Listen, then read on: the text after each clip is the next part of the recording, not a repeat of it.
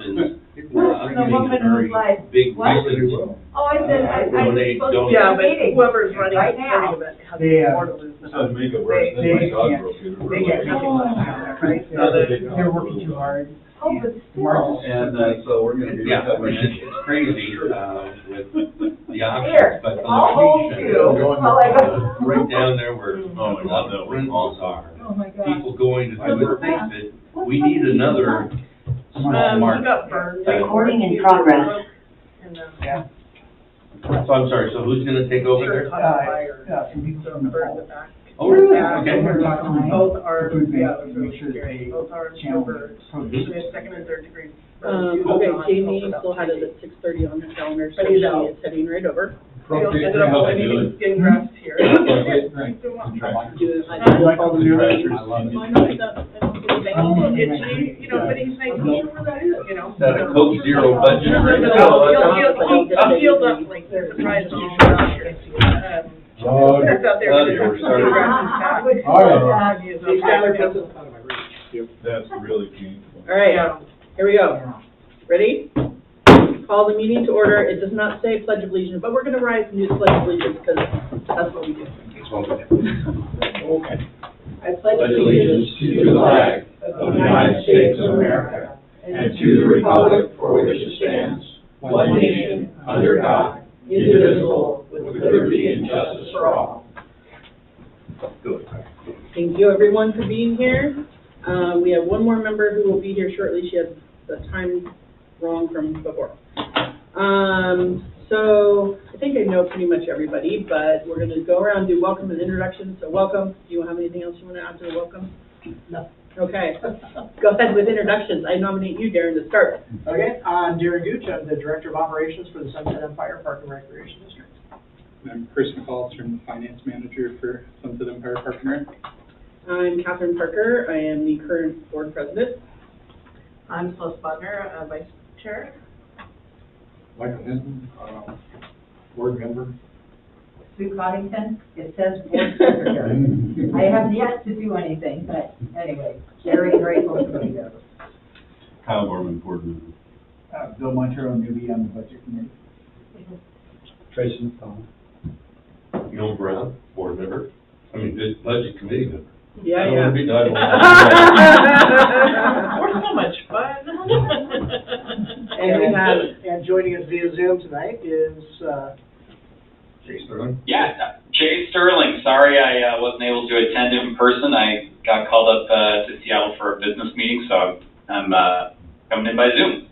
welcome. Thank you for joining. Love electronics. We are now going to choose our chairperson, vice chair, and secretary, and the vice chair and secretary can be the same person if we don't have enough people. Now accepting nominations. I nominate Kyle Gorman for chairperson. I think that's a I'll second that. Okay. Oh. Would you? For once, I won't say aye. Okay, I'll accept the nomination. Do we have any other nominees? Cricket. All right, all in favor signify aye. Opposed, nay. Norman? Aye. Tracy? Aye. Bill? Aye. Sue? Aye. Mike? Aye. Celeste? Aye. Jay? Aye. Perfect. Yes, this is the best part of the job. Hammer time. Now we need a vice chair and a secretary. Okay, nominations are now open for vice chair. Do I hear a nomination? I nominate Tracy. Thank you. Do we need a second for that? Yeah. I'll second that. Second? Are there any other nominations? All in favor of Tracy, so signify by Doesn't have saying to leave the aye. room or something. We can have discussion. Okay. Aye. Norman, Tracy, Bill, Kyle, aye. Sue? Aye. Michael, Celeste. Aye. Jay? Motion Aye. carries. Motion carries. thank you, sir. Welcome aboard, Norman. We'll now open nominations for secretary. Do we have a nomination for Budget Committee Secretary? And as I understand it, the job is not too hard since everything is filmed. Correct. Basically, Sign your that's name. signing the name. I nominate Sue. Is there a second? Wait, do I have to do something? I mean, literally, I'm trying to make it through the meeting, so. You get to be the secretary You get again. to sign your name. Your name will go on the minutes forever. I was gonna nominate Norm. Oh, okay, we could nominate Norm. So we have two nominations. Oh, good. Well, Is that's there- not- I withdraw my nomination for Sue. Is there a Oh. second nomination for Norm, second I'd like to for second. Norm's nomination? Second? Okay, are there any other nominations for the budget position of secretary? Seeing none, Norm? Aye? No. The only reason you have to, just so you know, verbally nodding doesn't work is because it's being recorded. Tracy? Aye. Bill? Aye. Aye? Aye. Mike? Aye. Plus? Aye. Motion carries. Wait, we gotta hear Jay. Oh, hey, I'm sorry. No worries. Aye. Okay, welcome aboard, Norm. Thank you, Norm. I'm trying to make it, this is my first time in a 4-hour meeting since returning from surgery, so I'm very grateful that it's not me, especially if I have to leave. So I'm going to turn the presentation over to Darren or Chris. Darren? Yep. For the budget message. Great. And so Jay, I'm gonna try and get this, share my screen so you can see it. Excellent. If I can, get this to work out for me. If you can't, no one can. Yeah, don't look for help. Well. Don't look for help. You know, it makes my heart feel good to see that. All right, I am seeing it. Fantastic. You Okay. can use it.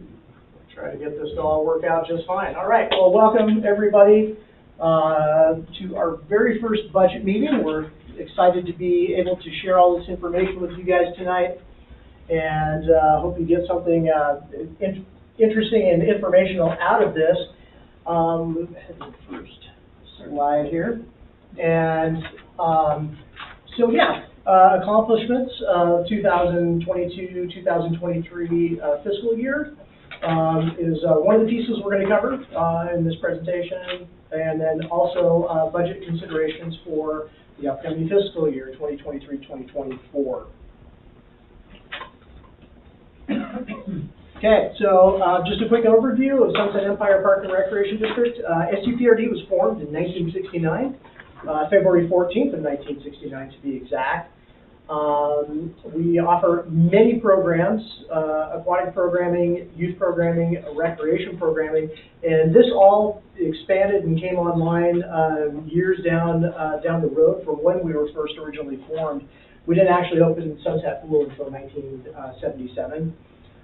So it took them from 1969 to 1977 to raise the funds necessary to build the aquatic facility. And at the outset, we were a pool, and started out from those humble beginnings, adding in the other programming as we went along, the youth programs and recreation programming, really expanding to become a true park and rec district. Currently, our facilities, the Sunset Pool and Fitness Center is really the foundation, the core of our district. The Bob Chisholm Community Center, Mary Blake Playhouse, the Broadway Field, Hirsch Family Training Facility, and now also, I did already say the Sunset Recreation Center. I hope I maybe skipped right over that one. Is another component that we purchased in 2021 in January. That deal was finalized with the hopes that it's going to become a really amazing complement to Sunset Pool. Currently, we have 10 full-time staff and 68 part-time staff. Just a little bit of a look at the review of other district, Park and Rec districts' permanent tax rate. You can see Sunset Empire Park and Recreation District, us up here at 92 cents per 1,000 of assessed home value. North County Recreation District, 38 cents. Tualatin Hills Park and Recreation District comes in at $1.30 per thousand. Chehalem Park and Rec, pretty much on par with us, 91 cents per thousand. Northern Wasco Park and Recreation District, 68 cents per thousand. Madras Area Recreation District at 25 cents. Bend Metro Park and Rec District at $1.46. And Christmas Valley Park and Recreation District at $2 per thousand assessed home value. So you can see we're not the lowest, but we're definitely not the highest. Just kind of an overview of the financial history. Sorry that I got kind of cut off with a box up here. But generally, we've been on a pretty steady incline over the years since 2005, 2006. You know, with some little peaks and valleys along the way, but a pretty normal progression. I think we started out down here just $1.25 million, and you can see now we're up to a little closer to the $3.6 million mark. Darren, Yeah. will you take questions during Sure. the presentation, or you want to wait till the end? Yeah, go ahead if you have questions.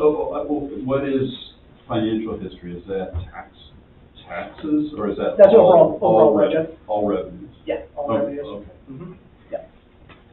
Just a comment. Yeah. Tiffany's natural grandpa was the Madras property, that's how he started. That was Okay. a legacy from his estate. Yeah. So thank you for referencing that. Absolutely. So just a kind of a big picture look at SEPRD's revenue. Property taxes expected, obviously the lion's share of our budget.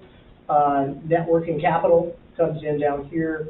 Aquatics comes in at $166,000. Youth programs $445,000. Other taxes and bequests comes in $86,000. Community center doesn't look right for community center, but at $93,800. Recreation and special events come in at $143,450. So revenue generates from the following sources: property taxes, timber taxes, donations, program fees, and facility rental fees. Darren, another Yeah, question. Is sure. that budgeted revenue, or is that actual That is budgeted revenue for Mhm. this upcoming year? for this upcoming year. Okay. Correct. Yeah.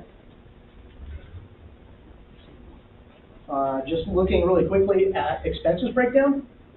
Expenses are divided into the following budgets: the administration, maintenance, aquatics, community center, recreation, special events, and youth programs. Total departmental expenses, $3,079,480. Just kind of looking at the breakout. Youth programs comes in, that's the $742,500 number. Administration up here, $732,350. Special events at $112,650. Recreation, $175,055, and maintenance department, $452,750, and community center, $165,900.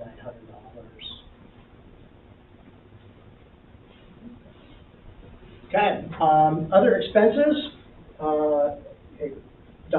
funds. This is all Skylar's brainchild, so bear with me. I've only looked through this a couple times. So transfers and funds a little different. This year, capital improvement fund. We're not looking at a general fund transfer to the capital improvement fund. We are, however, looking at a transfer, an interdepartmental transfer of $156,000 from the SRC fund. Capital improvement fund will provide funding for 1/3 of the field replacement cost, and we'll talk a little bit about that later. Sunset Recreation Center fund, no general fund transfer this year. That budget's relying on an impending real estate transaction. Capital outlay for fire alarm system design and build will also be coming out of the Sunset Recreation Center fund. Broadway Field Fund, we are looking at a $30,000 transfer from the general fund for that. Okay. Review, assessment, current district operations, facilities, and programs, 2022-2023, a year in review. Our board of directors, 4 or 5 board members with continuity. We did recruit, interview, and select Kyle Borman as a new board member. Thank you, Kyle. Participation at ORPA conference and SDAO conference. So thank you to our board members that participated in those 2 conferences. Volunteer service for meetings, special events, and staff recognition. So I know I've seen Catherine at just about every special event this year, so thank you so much for that. And thank you guys for, especially for recognizing our staff person of the month. That's a really great thing. I know they really do appreciate that. Engagement with the strategic plan, Broadway Field IGA and SRC occupancy process. You have done your due diligence, evaluated the performance of the executive director, recruited, interviewed, and selected budget committee members, and reviewed and accepted the 2021-2022 audit. SEPRD personnel, challenges we had of recruiting, and maybe I can do us all a big favor and minimize that. There we go. Yeah, challenges of recruiting and retaining staff, just something we kind of wrestled with quite a bit this year. Youth programs continuing to thrive in the SRC. That additional space has really made a huge, huge difference. Significant COLA implemented this last year. Investment into retention and training of staff. We added or not added, but we got a new HR coordinator this year after Tina Leah decided she would rather live in Southern California, much to our chagrin. So adding Haley Wilding, and she's just been absolutely amazing this year in helping us recruit new people. Special events and recreation coordinator, we had a little change in that position with Melissa Ousley leaving us back in December. So we opened that position up. We kind of restructured it a little bit, taking some of Melissa's many jobs and adding in the recreation component to it. We went through interview process there and selected Zoe Manhire as our new special events and recreation coordinator. Zoe's actually worked for the district off and on since 1998, so she's got a huge history with the district. Marketing goes external.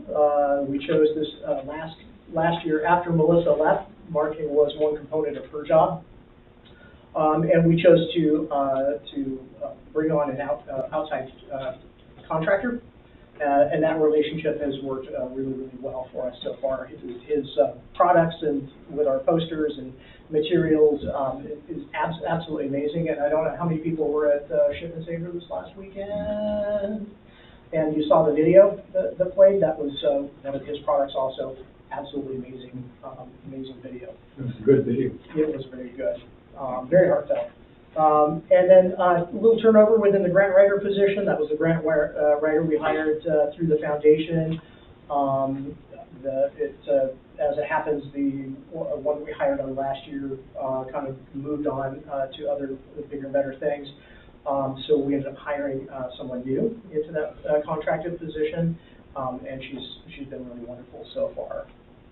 So we hope to see a lot more grant opportunities rolling in over the next year. Breakdowns, FTEs or full-time positions by department.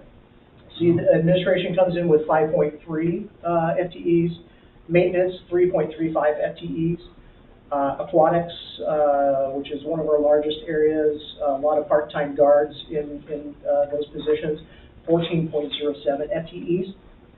Recreation, 1.45 FTEs. Youth programs, 13.1 FTEs. Community center, 2.4 FTEs. 1.15 in special events. Broadway Field Fund, we do have that position set in there for 0.75 or three-quarter time position.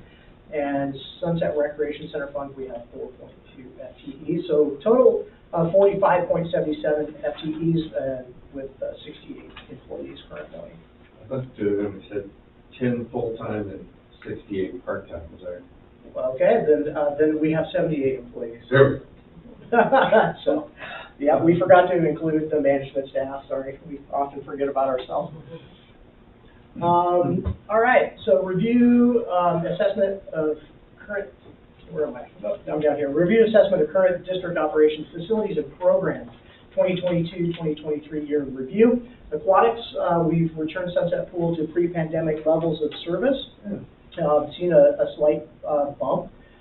We have 18,500 pass holder check-ins. That's 50.6 check-ins per day on the average. 2,610 punch card punches. 1,312 general admissions. 1,669 open swim attendees. 10% increase in usership over 2021. And 670 swim lesson registrations throughout all of 2022. Youth programs, it's been our first full year in the fiscal year in the SRC. Infant toddler program launched in October. We have 11 children enrolled in that program. 75 children served daily. It's about a 20% increase over the previous year.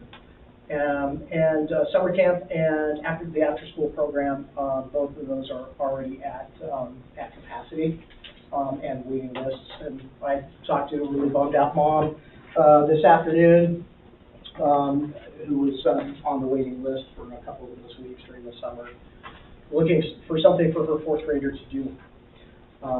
Really great aerial view of our facilities. It's like we need to do a little cleaning over here on top of it. Maybe not the most flattering picture. Review and assessment of current district operations, facilities, and programs, 2022-2023 year in review. Fitness and special events and recreation programs. Continuing to expand our opportunities since Zoe has come on just a couple of months ago. She's really worked hard to retool some of the fitness programs, combining a couple of the programs that did light things that maybe only had 5 people in this 8 o'clock session and 3 people in the 9 o'clock session, or trying to combine those to really make them more streamlined, and she's done a great job with that. 885 participations through our partnership with Living Fit Yoga. Jean over there does an amazing job. Some people are she does offer a Zoom session, so folks that signed up for that get a Zoom link, and we still have probably about 10 or 12 people that really like to take advantage of the Zoom piece as well. Aligning current fitness programs with staff certifications. We do have a partnership with Seaside School District for wellness programming. We've had some of our folks go up and do programs on their Wellness Wednesdays. It's been a really great thing, not only for the teachers, but also for kind of promoting our programs as well among the school district folks. So I don't know if anybody saw the article in the Seaside Signal. My lovely wife did a presentation for Good Morning Seaside last week, so it's great. Chalk Art, Farmers Market, and Run Walk events. So Chalk Art will be back this year. Farmers Market, we just got a lot of the marketing stuff set and ready to go out for that. That starts on June 14th. That will be every Wednesday from 2 to 6, and that will run through September 27th. So keep your eyes out for that. We do have another Break the Chain event coming up. This will be sometime around August or September. And then we'll be well into the Halloween Fall Fun Fest and back around to Turkey Trot again before you know it. Our district also participated this last year in the Latinx celebration. It was a Hispanic Heritage Celebration Night.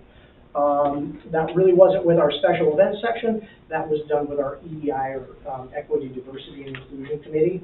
Actually, kind of help put all of that together. Bob Chisholm Community Center programs. We've seen a healthy uptick in rentals and building usage.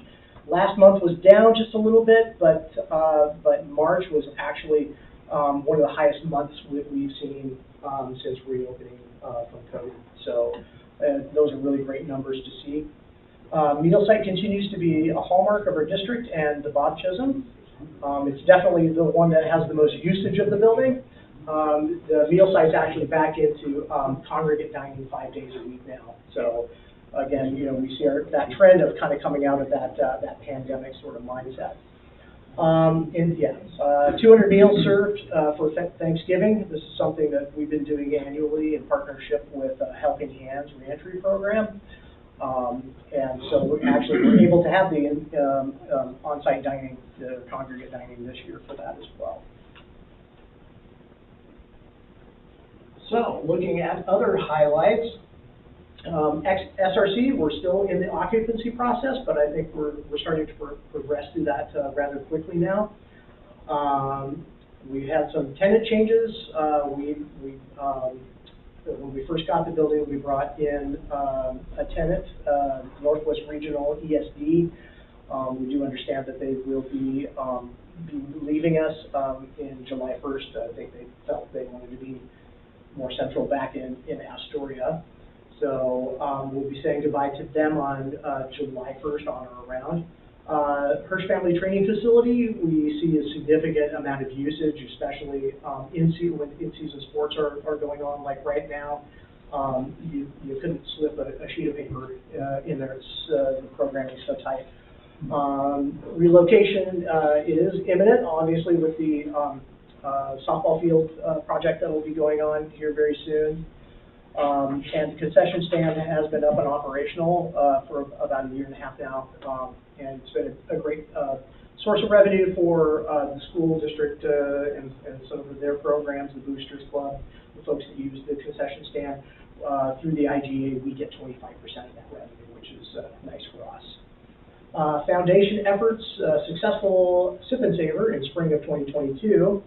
Also happy to report we had a very successful Ship and Savor this last Sunday. So it was a great event. I think we're still tallying all the numbers, but we should have those really, really soon.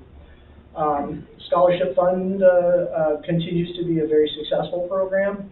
I think if I remember right off the top of my head, not having the numbers in front of me, we gave out about 220 scholarships last year, to the tune of about 16,500, right around that area. Supporting district's growth through the grant process, so always out searching for different grants and trying to help support the district in that regard. District grants, $100,000 from OCF for summer camps last year. We also received a $90,000 grant from NRPA, the Healthy Hub grant, and that's actually split up. We did receive $45,000 last year. We will receive another $45,000 again this year. So it was $90,000 split over 2 years. And then we also received $85,000 worth of grants for our infant and toddler program expansion. And then our beach wheelchair program continues to be a really popular program. We actually had over 400 requests last year, and they're already starting to roll in. So it's a great program. Hey, Darren, do we have 3 chairs now? Yes, we've always had 3 chairs. One, the heavy duty chair was out of service for a little bit. It's been repaired. It's back in there now. So yeah. So budget overview and information.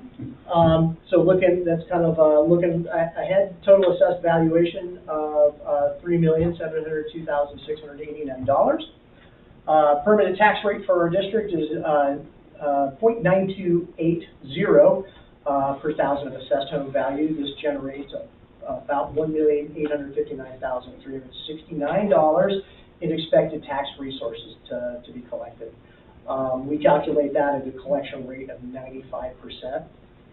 Projecting to receive $1,843,320 from program fees, carryover, timber tax donations, and those other sources of revenue. Of the entire budget, SEPRD generates approximately 20% through our user fees. So Darren, is that AV rate, is that 23-24 or 22-23? when we're talking about what we based the numbers on. No, I'm talking about that assessed value. Is Oh. that this year's assessed value or next year's projected assessed value? This year's. Okay. Yeah, not next year's. They don't really have all of that You information won't yet. know That's why until you're always, October. that's why you're always kind of looking back and Mhm. pulling the numbers off of the past year, the past full year, so. And particularly this next year with timber revenues, it's going to be, yes. Yeah, it's gonna be interesting, for sure, so. All right, district is in a strong financial shape due to, property tax base growth with, new development, fiscally conservative staff and board, success in generating revenue using, grants and sponsorships. The budget presents similarly to previous years with, more programming, and optimism at the SRC. Real estate transactions, Broadway Field, and with SRC improvements. It's a great picture, Catherine. This is the 4th of July parade. Yep, we decorated the bus. Nice. It's lovely, obviously. You guys did a good job. The little bus never looked better. I wasn't here for 4th of July, but. And they were singing in the wheels on the bus, Um, go round and round. there was a lot of noise, I wouldn't call it singing. Singing. So cross-departmental, adjusting fees to ensure alignment with cost recovery process. You might remember we talked a lot about it last year, and we've definitely had a lot of discussions with the board around our 110% cost recovery. So we're always continually looking at our fees to see ways that we can continue pushing toward that goal of 110% cost recovery. Cost of living adjustments. We did a pretty sizable one last year. We did a 5% across the board for folks. We'll be talking a little bit more about another COLA adjustment for this fiscal year, and we'll dive into that here very, very soon. Rising costs for payroll and labor. If we kind of look across the board, minimum wage in Oregon as of January 1st, 2016 was $9.25. It's gone up very consistently since then. And if we look back to July 1st, or look ahead to July 1st, 2023, we can see that minimum wage will be at $14.20. So it's not too terribly difficult to see why, we kind of need to talk about, have those conversations about COLA adjustments to really kind of keep up with the increasing costs. I would just like to point out Tracy's in that one. Oh, yes. All right. Okay, looking at our fiscal year budgets, our proposed administration, we have 5.3 full-time employees, as we had mentioned earlier. We have some funds set aside for the strategic plan to continue and hopefully get that wrapped up this fiscal year. We have some designated funding for employee recognition and committee expenses, which we'll definitely talk more about as we get there. For maintenance, budget includes 3.35 full-time employees or equivalent. Looking this year at some professional development for a couple of our staff.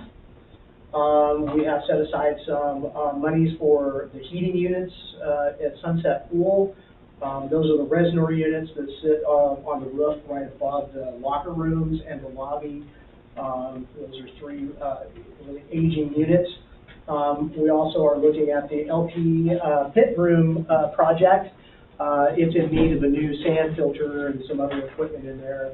It's all going to be purchased here before the end of this fiscal year, but we'll be looking at install as we get into the next fiscal year around October and our shutdown. Aquatics budget includes 14.07 full-time equivalents.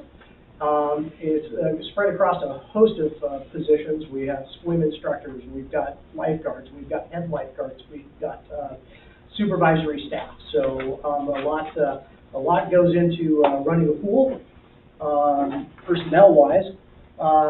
We are continuing growing programs, looking at the programs that are working and most successful, and trying to continue building some other opportunities maybe for folks that you know, don't get off work until about 5 o'clock, but would like to come to an evening class. That's something that's been talked about for a long time. So looking at ways that we can develop new programs that way. Swim team and aquatic program transition. We will be losing our swim team coach, Mike Cotty. He's retiring, from what I understand, for the second time, on the 26th of this month. So we'll be looking at new coaching staff for those programs and looking at the ways we can continue to build the swim team. Yeah. Is the coach of the swim team employed by the Parks District? So we have two swim teams. You've got Seaside High School swim team. Oh, okay. You have our Sunset Empire Park and Rec Gotcha. swim team. So, Okay. and Mike has led that program for quite a number of years now. So yeah, he's just deciding to retire and work in his garden. So The difference is ours goes to 8th grade and the high school takes over. correct. Yeah, they're all kind of, you can think of it as a feeder. So your swim lessons feed into our swim team. Our swim team sort of feeds into the Seaside High School swim team, so they have opportunities at just about every age category. So then those younger kids, they have an opportunity to compete with similarly positioned younger kids in other. Yeah, because of COVID, we Parks hadn't had that opportunity. We had done a few of those, you know, kind of meets prior to COVID, and then that whole thing sort of collapsed. That's something we're looking at bringing that back on. I just had a conversation with our director of programs about that today. So, Okay. yeah. Thank you. So can you consult me with the maintenance budget of 3.35 FTE? I know you have Yeah. Levi and Courtney, and I know the one gentleman is no longer here, but has been replaced, so. Yeah, we have Clay, and then we now have a new gentleman, Brandon. Mm-hmm. And Steve. And Steve, thank you. Can't forget about Steve. This is his birthday today. Yeah. So happy birthday, Steve. But yes, so all three of those positions combined together make up that additional 1.35.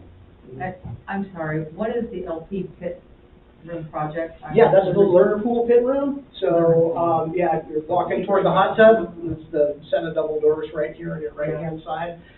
That's where the sand filter is, all the plumbing for it, the boilers that moderate the temperature, all the mechanical stuff, yeah. It's interesting. I worked here when we originally changed those. Okay, so, Darryl, just, Good to see him again. time out for a second. So we had a new addition, just give Skylar a chance to introduce himself for anybody that's online. Sorry. they would like you to introduce I'm yourself. really sorry that I'm late, folks. My name's Skylar Archibald. I'm the executive director. I normally would never miss a budget meeting, and this year it's just been one of those years. First budget meeting, I had sciatica, and that's why we canceled the meeting, because I literally, my brain was not working well enough to attend, and my body was not really working well either. And then tonight, my kiddos had a couple of commitments up at the school, and my better half, she's home really sick right now as well. So sorry for not being here, but I know you were left in good, capable hands with Darren and Chris, and hopefully I didn't put any landmines in my presentation for Darren to stumble into, but I bet he. You got my edits. I did, I noticed yeah. that, so. When we ran across and he blamed you, so. Yeah, I did. We need to introduce, yeah. Oh, I'm Jamie. I was late too. I didn't get the memo that it started at 5:13. It's okay. And is Jay on? Jay, Yeah, Okay. Jay is on. He's here. Really nice to see all. Yep, all 10 I'm of still you. here. Awesome. Okay, just checking. And Darren's been doing a great job, and Skylar who? No. Skylar, if you need to go take care of your kids, I think. No, it. Jeremy's fine with that. Well, all right. I was waiting for it to take over. Yeah. So you, as far as budgeted items, in the SRC, you have the maintenance and things in the pool. Do you have a separate location for SRC? And SRC has its own maintenance line, Okay. yeah, because it's a separate fund. Okay. So it carries all of its own maintenance stuff, yeah. So recreation, budget includes 1.45 FTEs, programs, that we offer, things like Start Smart, Open Gym Sports, and of course, pickleball. So, yeah, which has been an amazingly attended, drop-in program. Youth programs, 13.1 FTEs. The big things that we're looking ahead for 23-24, looking to continue to grow the infant toddler program. Such a need in our community for that. We have a waiting list of 1.5 miles long for that program, obviously with 11 participants. Chris, how many infants do we have? Remind me, 4? We're up to 5 now. Five, so it's 6 and 5, so, yeah, 6 toddlers, 5 infants. We could easily go 10 times that number if we had the staff to do it. And again, looking ahead, optimism for grants. Again, this year we talked a little bit about the contracted grant writer. She has some really great ideas and has been working pretty hard trying to track down a lot of opportunities for us so far. Darren, Yeah. just going back, could you bring up slide 11 again, please? Oh,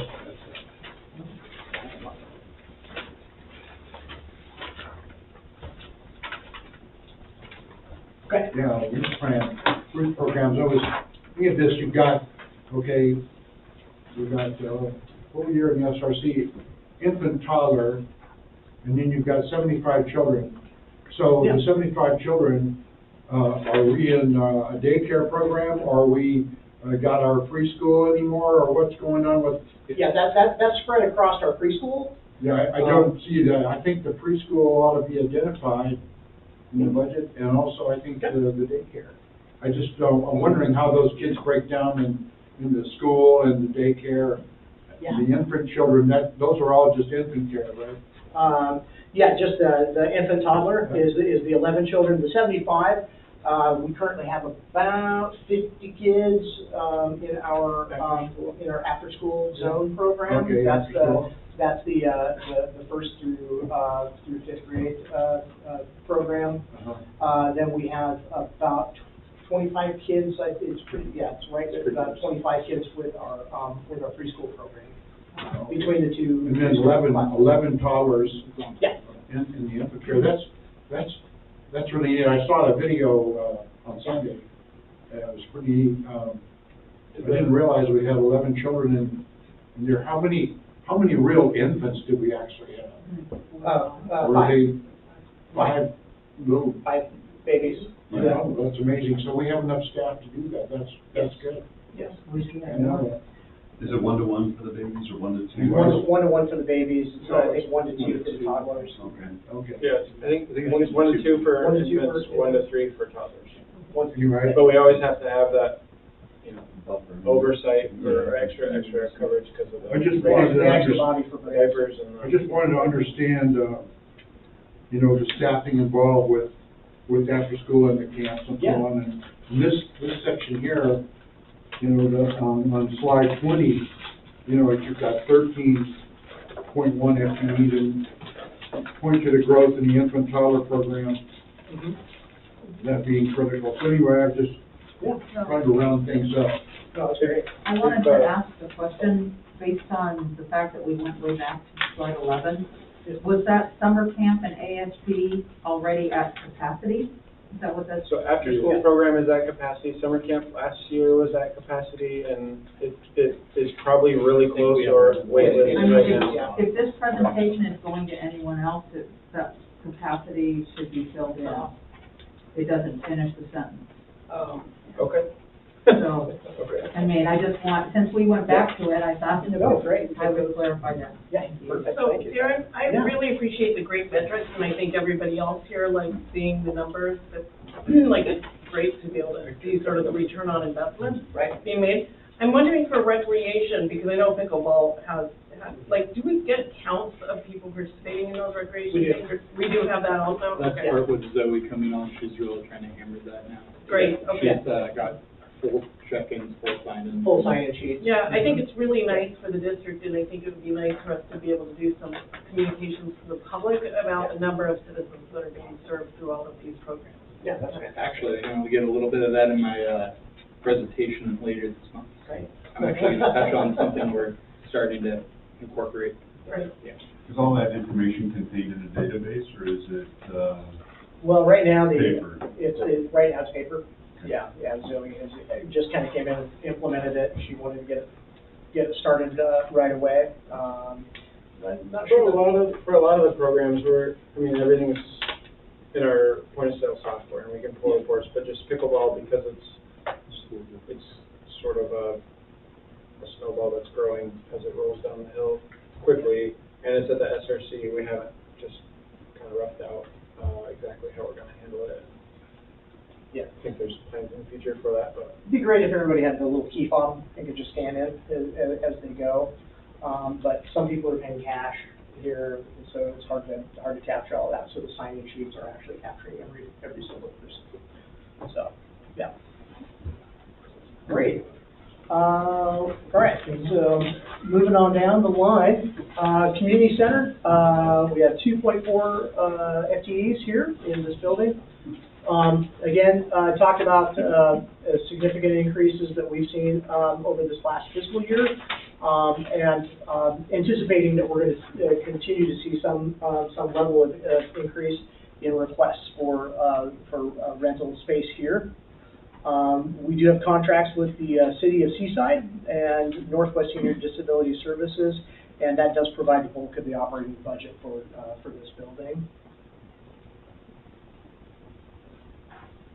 Special events represents 1.15 FTE. We have 10 special events throughout the year.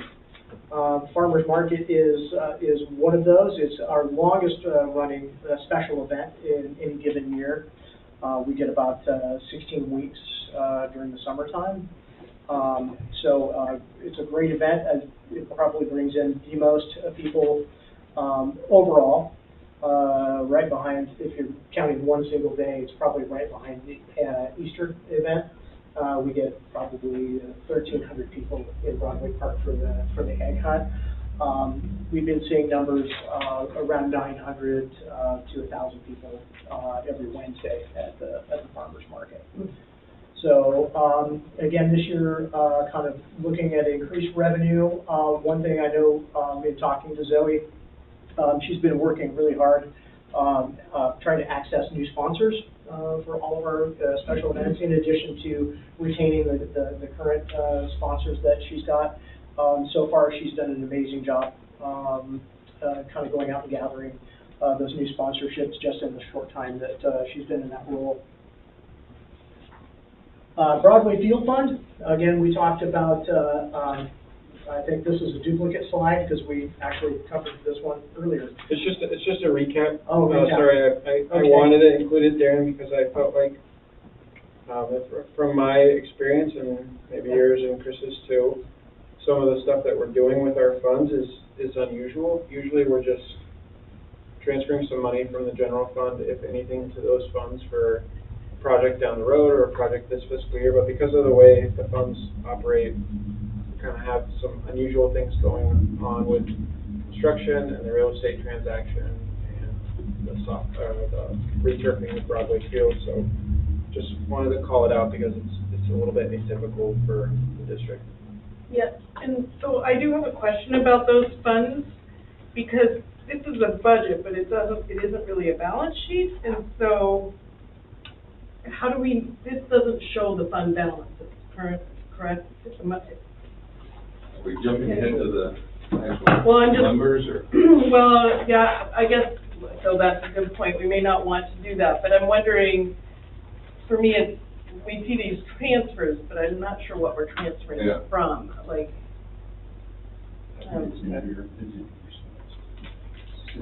in the audit, okay, the fund balance. Yeah, Okay. this is where it gets a little tricky, because it's in the audit, it's also in the monthly finance report Right, that the board yeah. sees, but it's not necessarily, we don't, As part of the budget? yeah, it's not proposed, or it's not as part of the budget materials, but, I guess, if there's any comfort that you can take, Celeste, is that we work through these numbers really carefully as a team. We go to Rick, our auditor, to make sure that things are, I mean, I know Darren had a couple conversations about the transfers, and, like I said, they're atypical, but they're within what we're allowed to do, and they're within what we have available to us in terms of resources. Yeah, and Rick was like, yeah, this is how I would do it if I were you too, you know, so he says, you're making my life easier. We had those conversations about the transfers, so, yeah. So you have these special funds circulating around the general fund, and if you're not making general fund transfers, then how do you seed those special funds? Right. That's exactly right, that's what it's, right. Yeah, and in inter-fund transfers it's not an unusual practice in any regard, so. Well, but at some point, they need to be funded by the general fund or by sales of Correct. Yeah. capital goods. Yeah, or whatever. that's one way you can do it. Some of the districts that have SCCs, they'll have those SCCs go to a capital fund or a Yeah. special revenue fund. Yeah. So there is other ways that you can get money in there, but we don't have a lot of those mechanisms in place besides just the general fund transfer. Okay. Which I don't particularly have, that isn't sort of the piece that I get worried about is the transferring, that seems, it's fine and it's visible, but it's more the piece of what you're talking about is like, how do we know what is there? Because as a budget committee, you know, I know that there are some priorities that have bubbled up, including some maintenance pieces and different things, and, you know, as an entity that has our taxpayer dollars in it, it's meant to be spent, right? Like, I think you do want to be conservative and make sure that we're fiscally sound, but we're collecting tax revenues to put into service and so we don't want to squirrel away stuff in invisible accounts that we don't know. Like, so that's part of the reason I'd like to see or know what's in those, you know, the balance in those accounts. Absolutely. So that we can, like, maybe it is time to spend some of it on some infrastructure kind of things. Yeah. Okay, thanks.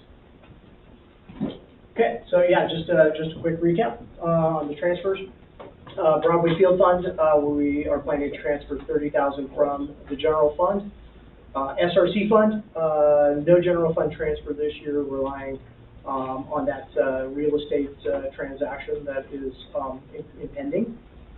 Capital outlay for the fire alarm system design and build. Capital Improvement Fund, no general fund transfer, however, we'll be making an inter-fund transfer of $156,000 from the SRC Fund. And the Capital Improvement Fund will provide for 1/3 of the field replacement as part of the Broadway Field project. So we'll definitely touch on that when we get to that fund. Can I ask? Sure. I was going to say, you brought up this impending real estate transaction on several slides. Yeah. Did you guys talk about that already, or is that, what is that? No, and I was going to let Skylar touch on that a little bit. That was one of the landmines I was hoping you would. Okay, so yeah, the board knows about this, and it's kind of somewhat known, but as part of the property acquisition of the middle school, we acquired the piece of property that the Seaside Visitors Bureau / Chamber of Commerce building sits on, and we've been in discussions / negotiations to sell that part of the property, partition it off and sell it to the city of Seaside, so that they can maintain it, and the property is quite valuable, and so we had it appraised, and we've gone through a surveying process, and we're nearing the finish line, but I'm optimistic. It could happen this current budget year that we're in right now, or it could happen really early next budget year. Okay. But we're hoping for an influx, and I'll just draw it out, if you look at on the SRC fund, which is on page 47, you'll see we're budgeting for proceeds of about $700,000, which is probably conservative. I think we're hoping, but yeah. So Does that include the whole area that you guys use for the farmers market, or does it just includes like the restrooms and the little corner? the restrooms and the building, and a little bit of the parking in the. Okay. The building itself, that they already own the building. Yeah, it was one of those Weird things where Okay. they own the buildings, and they've been maintaining the buildings for 15 one of those like, clean up the lines kind of. Okay. So, Skylar, by policy then, when we sell a capital asset, then the proceeds from that sale go into the fund from which it was originally purchased? Yeah, so, How does that work? when we asked our bond counsel about that, they actually said that it can go a lot of different places, but we are choosing to put it in the SRC fund, and we're actually required to use a certain percentage of that on the property. So we have a couple of different options within that, so what we can use the funds for. We can pay down our debt, we can make facility improvements at the SRC, or other improvements, but there is some restrictions because we have a bond out, that's public money. That, But you don't want to refund the bond now. right, yeah. Yeah. Is there any responsibility for this, committee to approve or fund transfers? It'll be, no, there's not. It only as part of this process. Right, once the budget is approved, then it's a budgeted line item, and we tend to make those transfers after we start receiving our tax money. Okay. Is it wise for us to invest money that we don't have yet from a possible future sale of something that might not happen till next fiscal year? I mean, are we doing, is that what we're doing? Try and plan our budget around that? Are we anticipating revenue which we don't have yet? Well, but isn't that all of what Yeah. budget is? The real estate Yeah. plan, Yeah. and assumptions. Yeah, and Catherine makes a good point, by approving this budget, we're allocating these funds for next fiscal year. So if you didn't, choose to allocate that, then what we would have to do is then go back and just, supplemental budget once that money comes in, so that we can turn around and. But we're allocating funds we haven't received yet? Correct. Isn't that kind of dangerous? We do that But I with mean, taxes. yeah, we do that with timber, we do that with all of our money. Yeah, we do. That includes tax revenue. Yeah. And Just make a guess, and hope it goes through. So- And my timber revenue is, we're projecting. I know, it's not worth a nickel right now. So I don't care about timber revenue, I'm just. Timber revenue is a wild card anyway, so. It's a wild card. Well, and that's why Skylar is putting it kind of low, we hope. I mean, it's not what we're, And it's low is, did I see $715,000? Yeah, 700. 700. That's low, okay. Maybe 47. Yeah. To be fair, if the money doesn't come in, if the sale doesn't take place, then Then you're we not just don't spend obligated, we're not obligated to spend anything out of that fund. Right. But we're doing a transfer from the SRC already in order to pay for the returfing of Broadway Field. Yeah, and That's then in those, addition. yeah, and those funds are also spoken for a little bit because we need, as was probably discussed, we have a significant and costly upgrade in the SRC to the building alarm, or the fire alarm. We haven't safety discussed that system. yet. Okay, sorry. And then HVAC system. Well, fire alarm first. Fire alarm. Fire alarm. Yeah, I mean, I agree, Mike, if there was a lot of doubt or uncertainty, I think it would be foolish or silly to include, especially that amount in anticipation, but I have confidence and, in the relationship that we have, but also the work that we've already done to process the transaction. And again, I think it wouldn't be out of the realm of possibility to have it completed by the end of this fiscal year. Just asking the question. I think it's a good, It wouldn't be something normally I would do, anything like that. yeah, I think personally, it's probably not a wise move, or maybe business owners might not do that, but we kind of have to put the budget out right now, and it's sort of the way that we need to do it. If we didn't have those funds, then we would be finding, I don't know, $600,000 around there for the Broadway Field returfing and the upgrades at the SRC from a different place in the budget, and that would significantly impact other programs or facilities, Although that fund has 750,000 already, over 700,000 unappropriated. Yeah. aside from the real estate transaction, Yeah. right? So, Yeah, so I mean, I think there's wiggle room, but as you know, I mean, we have so much work that is gonna be needed. Yeah, HVAC system, so $2 to $3 million. So, anyways, yeah. Still looking for that donor. Okay, That's so, about, It's like, look past that's us. about 6 zeros too many for me. It's like, looking through us, Kyle. all right, so just keep us on track, to wrap up this part of the presentation. So despite the pandemic, the district is in a strong financial shape, really due to increased tax revenues, our success in generating revenue through grants and sponsorships, fiscally conservative board and staff, and keep on the track with more programming and an optimistic outlook for the SRC, Broadway Field changes and other real estate developments, and SRC improvements. So. Sorry, that was like my shorthand for, I think we're on this really nice track, and have built a really great financial foundation over the last couple of years due to the things above, even though we've had, the pandemic to kind of be challenged by and had a lot of growth as the programs and facility-wise we're trying to grow and provide more services.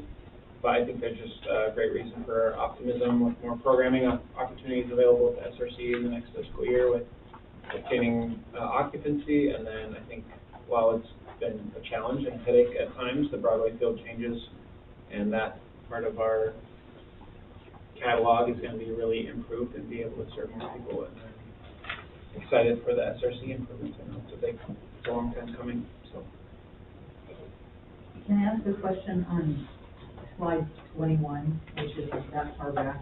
Yeah. I'm just looking at the very last comment about Northwest Senior Disability Services, right? Correct. Which is who's in right now that's leaving. Different group.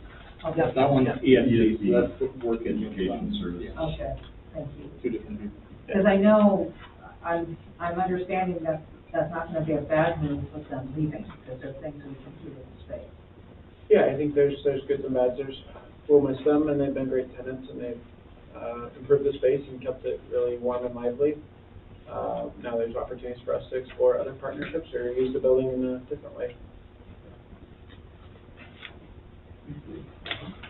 Thanks, Darren. Sorry for not being here for that, but you did great.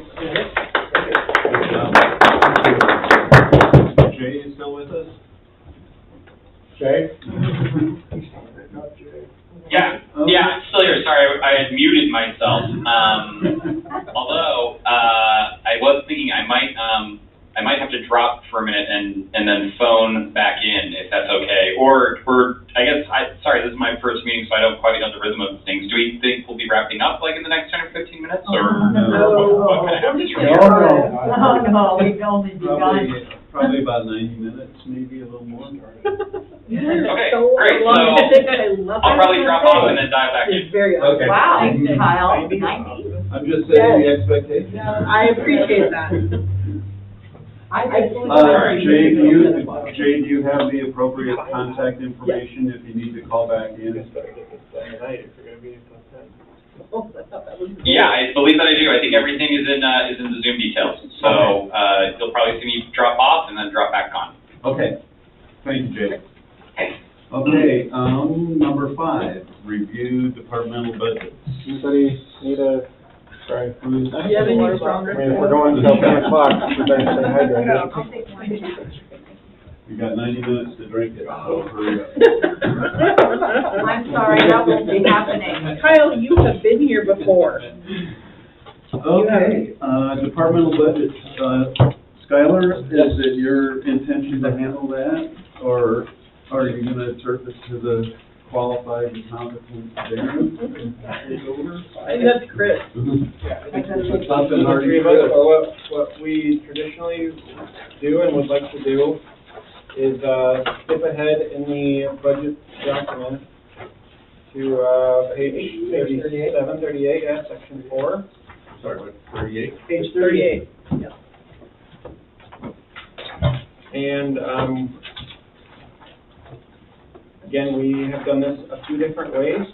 There was a couple years where we went line by line, or Darren, Chris, and I can point out some things, but I think what works well, or what would work well, is to give you a few moments to peruse the sheet, and you may have questions, concerns that pop up, big changes that look, you know, just something you may want clarification on. So, and then when you're ready, we can answer those questions and proceed to the next page. And this is your opportunity, if you so choose, to make adjustments, or maybe you make a note and you say, let's come back to that later. Timber tax really going down that much? We don't know, but if you've been following the news, it's very possible it could go down significantly. Clatsop County looks to be losing anywhere between a quarter to a third, maybe a little more of their the timber tax land that has been harvested in previous years. So I think it's possible. Again, we try to be really conservative because we don't know. A few years ago, we only got a little less than 3,000. Sometimes it's, you know, more, like it was a couple years ago. So timber tax is always a wild card, and you never really know what it's going to do.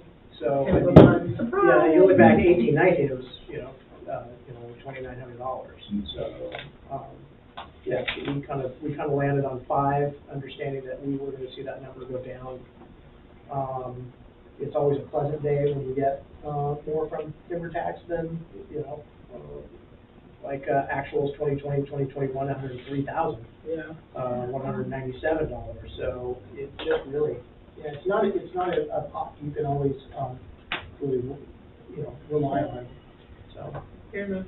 yeah, a couple things I do want to point out to you guys too, is your kind of in case you need it for your reference, back in the appendix section on page 50 and 51. These are a couple of things that I think we talked about last year that you guys did want to see included in the budget packet. The first is the detail of taxing district levies. This is what we based that 95% on, and that's how we arrive at the estimated timber tax, estimated taxes to be received this year. Page 51 is also a personnel services breakdown. You guys see this on your monthly reports. I think it was Erica and Celeste last year said, hey, we'd really like to see that that breakdown, so we've included that for this fiscal year as well. So just a couple pieces there that might help as we go along. Can I ask, along the lines of personnel costs, so because they're then absorbed back into the overall budget, right? And so would the COLAs be represented on those individual line items? Okay. Right. And how are we, what's the math? How are we deciding? What's our plan? Yeah. For this year for COLA? Mm-hmm. Yeah, I think we've landed on 5%. 4. I'm sorry, 4%. We've had so many deliberations about it, but we have. Thank you. what we ended up deciding was a 4% standard COLA and up to 2% merit increase for staff that they'll be eligible for. And that will be based on their performance and their performance review and that type of thing. To be candid, 4% is probably a little lower than we would have liked to go.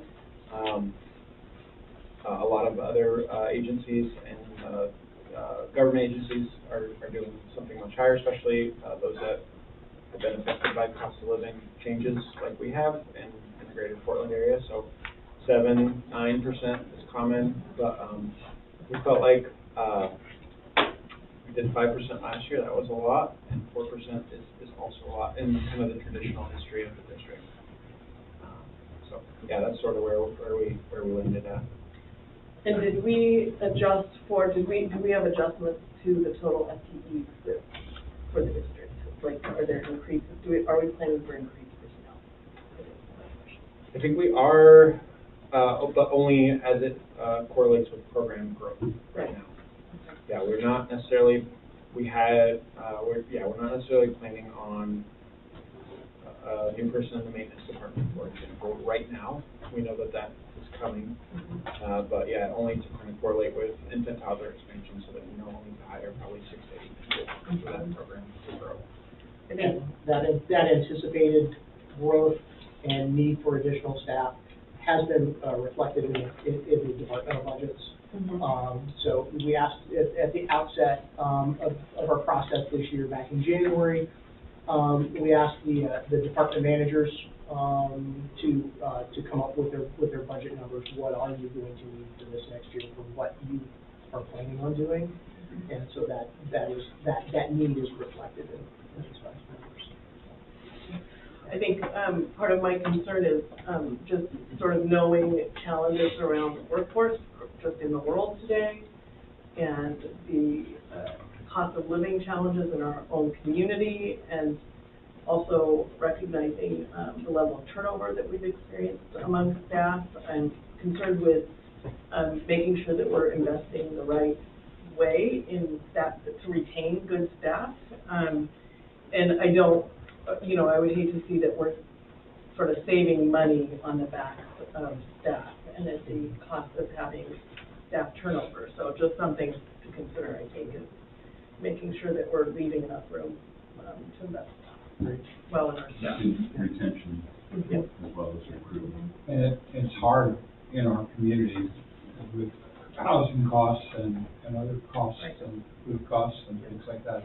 It's really hard to try to balance that between the two. Question. I noticed that there's a big jump in grants and donations across the board. Is that because of the new hire? Partly, Page 38. and the other part of it is that we've always in the past budgeted kind of low for those, and it ended up that we were getting more of these grants, but we hadn't budgeted them in, which made things really tight on the expense side too. I mean, it's always great when the revenues are 150% over, but if we're not budgeting for it also in the expense category to be able to expense that money out, things got very, very tight. So your actuals are showing a lot higher. Yeah. Correct. So, I have a question, Darren, it's just about the math. We have, total to be received 1.957 and change. Yeah. And then you subtracted 5% from that, which brought you on page 38 to the 1859 number, 1.8 million number, right? Yep. But this 1.8 million number is for next year, and you're basing it off 95% of last year's taxes. Yeah. Yeah. But shouldn't you be basing it on 95% of next year's taxes? But we don't have those numbers. So you're No, always but, working. well, you have to make an estimate about what the growth in the community is, right? Right. But we don't have any really strong indicators or numbers to try and estimate that. So the best standard practice is to base it off of this year's, the 22-23 numbers at that 95%. But just looking back historically, we've actually been, right. Pretty close. Pretty, within 30 grand I this mean, year, I think, yeah. within a really good margin of error. So I think it's turned out to be a really good formulaic way of doing it. Maybe we get 50 to 60,000 more, and it's too bad we can't allocate that, but that will go into the carryover for the next year. Okay, so but basically it is evidence of the conservative nature of the district. I mean, fiscally conservative. Yeah, in some ways, it seems like that might be more comfortable. I mean, it concerns of a recession and the economy and whether or not, do we know what? I'm more concerned about the urban renewal number. I mean, we're giving away $50 million of assessed value to urban renewal. It's a lot to me. In our community? Yeah, at 92 cents a thousand. Yeah. So, urban renewal, I think it's just operated by the city, right? So there's a convention center urban renewal, and then recently there's been a south, seaside urban renewal that's gonna provide an overpass, do some other things. It will be removed off the tax roll, Well, you mean, yeah, or? well, what happens is when they establish the urban renewal plan, they fix the assessed value for all the overlapping districts. And then the growth over and above that fixed amount, the taxes from that growth go to the urban renewal agency so that they can bond on that money and make improvements. And eventually, the urban renewal is supposed to go away and go back on the tax rolls. So, I mean, that's a number I think that we should watch, is that $50 million. At 92 cents a thousand, it's a fair amount of money. It's like for the South Seaside District, is it just for the properties within that district, or is it Within for the like, boundaries, right. or is it, it's not like all of the city of Seaside? No, they No. fix the tax, the assessed value on the properties within the geopolitical boundaries of the urban renewal district. So with like So the they convention freeze center it. one, would that be? That's frozen, right? That's gotta be probably the whole city, right? Well, it can only be 25% at maximum of the city assessed value. So they have a limit on what they can do. But, I mean, I haven't done the math, but Yeah. $50 million at 92 cents a thousand represents some revenue. So, just so I'm understanding, so we have a little over 2 billion of total assessed value. So does that 50 million get subtracted from that, or is it just freezing any growth on top of that 2 billion? Yeah, if you look on that page of The 50 million is subtracted start at from the line total 13, aging. and then you can kind of work backwards from there, it goes down. So you start out with the 2159, and then it goes down to the 2109. So just Oh, I see the subtract it 50 out. million there. Yeah. Subtract, I see. 51 million, basically. Yeah. Yeah, closer to 51, yeah. So anyway, so my soapbox is over. I think my only message is let's keep an eye on that. Good thing to watch. for Yeah, sure. absolutely. And I agree with you, Sue. And cities, historically, this has worked in our particular community because of our valuation increase. And in other more stable incomes, or in Astoria or up the river or that kind of thing, then it's a different situation in that regard. So, but I agree, the number's high. So. Just on my radar screen. Yeah. Okay, Darren, you want to finish off the general fund budget on page 38? Yeah. Any other highlights you want to point out to us? Really not a lot of major changes to this. If you look at, we were on line 13, bank interest. That dropped from 10,000 budgeted last year to 5,000. But you'll actually see that number will pop up under line 5. It was just being coded to the wrong line, so we have switched out the way that we're coding those to a different GL line. So there really is no big change there. Yeah, we've already talked about the timber tax revenue changes. So really no major changes on this section.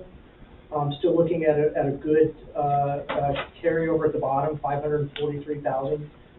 We really like to see that number around over 500,000. Again, that's how we pay people and take care of the things that need to be taken care of between July 1st and late October when the taxes start to come in. Looks like it's kind of a wash here. The recreation revenue is increasing by 100%, and the expenses are increasing. So, Yeah. I mean, that's a wash. But again, it sounds like it's a volume thing as we get back on track, pre-COVID and so forth. The revenue can be expected to. Yeah. And since it's heavily labor involved, Yeah, then and that's we'll gonna- definitely. that expense will go up the same. exactly, and we'll start jumping into those individual departmental budgets here in just a moment, but yeah, again, the $30,000 transfer to Broadway Field Fund, you can see that on line 42. We are keeping the general operating contingency of $50,000 on line 54. Darren, do you feel that, that operating contingency is sufficient to protect against?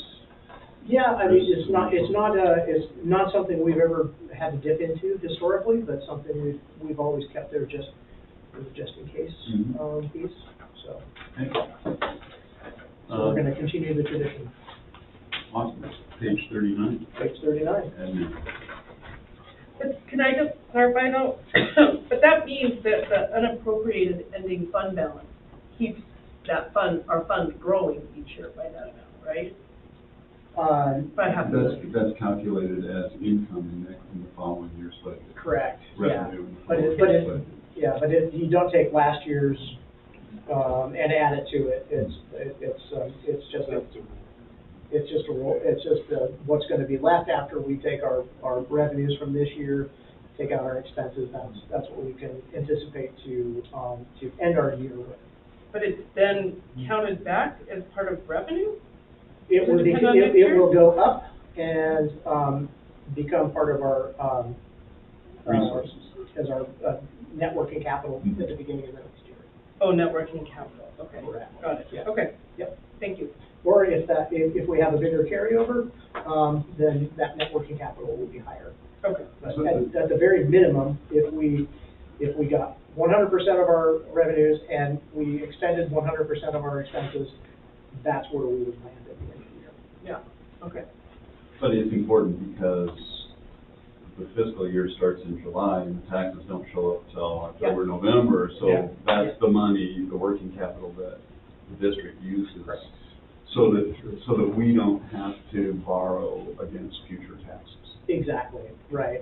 We used to be, we had a history of taking out a tran loan. Tax revenue anticipation. Yeah, No. and, but there was interest that was always calculated on that too, that we had to pay back, so, you know.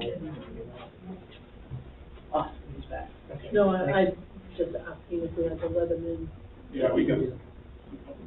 Yeah, I kept glancing up there to see if he was back yet. All right. Right in the middle. Touchpads are. Just right. Okay, Welcome. Welcome back. make sure you're back. We are on page 39 of the budget book, which you probably don't have, but, He does. We did. Oh, we did deliver. We emailed a copy at okay, 5:15. and we're discussing administration today. Excellent. Thank you for catching me up. So, any highlights you want to point out in the administration budget? Yeah, the numbers are relatively similar to last year. Again, when we're looking at personnel expenses, we again have adjusted those up, considering the 4% COLA increase and any potential merit increases. So that's why you'll see those differences in numbers there. Nothing really big took place with personnel services in admin this year. We didn't add any or take it, well, I take that back. We do not have the half-time marketing manager coming out of that line now, so. Where does the marketing now work contract? That one Where is does that- under- That's gonna be under contract services. Yes, that one, So, yeah. line 34. All right. I figured it was there somewhere. It's there. So yeah, but I mean, otherwise the numbers are not substantially different. With the exception of line 22, our licenses and permits, you're going to see that number be a little bit higher. Again, looking ahead at this year, I think, two things. Number one, I think we budgeted low last year. We budgeted 2,200, and our actuals were coming in higher than that. So we brought that number up. If you look back, the actuals for 21-22 were about $15,761. So that's one of the biggest reasons for the change in that piece. And then, contract services is also higher this year. That's gonna be line 34. And the reason is you guys are still in the strategic planning process with SEA. So that we still anticipate some, additional, invoices coming in for, that process as you guys are beginning to more fully engage in that. On the personnel line items, there's some jumping around in actual reductions. Is that because we changed how we attribute the FTE? Like, so I'll just pick on Skylar, lane 7, for instance, we go to a reduction from 21, 22, which I don't remember. Chris, you want to jump in on that? 21, 22, that one ended up being software issues that was when we brought in the new Tyler stuff. So when I started, a lot of things were coded to have a few things go under Skylar's, and then we had to correct everything. That software. So that isn't a pure. So once we got with Rick, we learned our lesson about closing the year on the date. We don't do that now because that software you cannot remove. So even he was like, no, you can't do anything on that one. But so like Skylar's salary code was copied in when they set it up under a couple different parts. Okay. So then Darren and I had to go in and just revamp that whole part, which is why it goes back down to its correct. For a period of time, part of my wages were going into Skylar's line. I Part of Justin's wages So were it's going in. attribution error, like attribution kind of process. Yeah, if the budgeted numbers were in there, you'd see the progression up normally, but the actuals are in there, so you're seeing what was actually attributed to that GL line. Committee expenses higher because we have live meetings now? So that one is actually split up. Before it was, so a lot of we had one committee especially would just get everything dumped under admin recognition.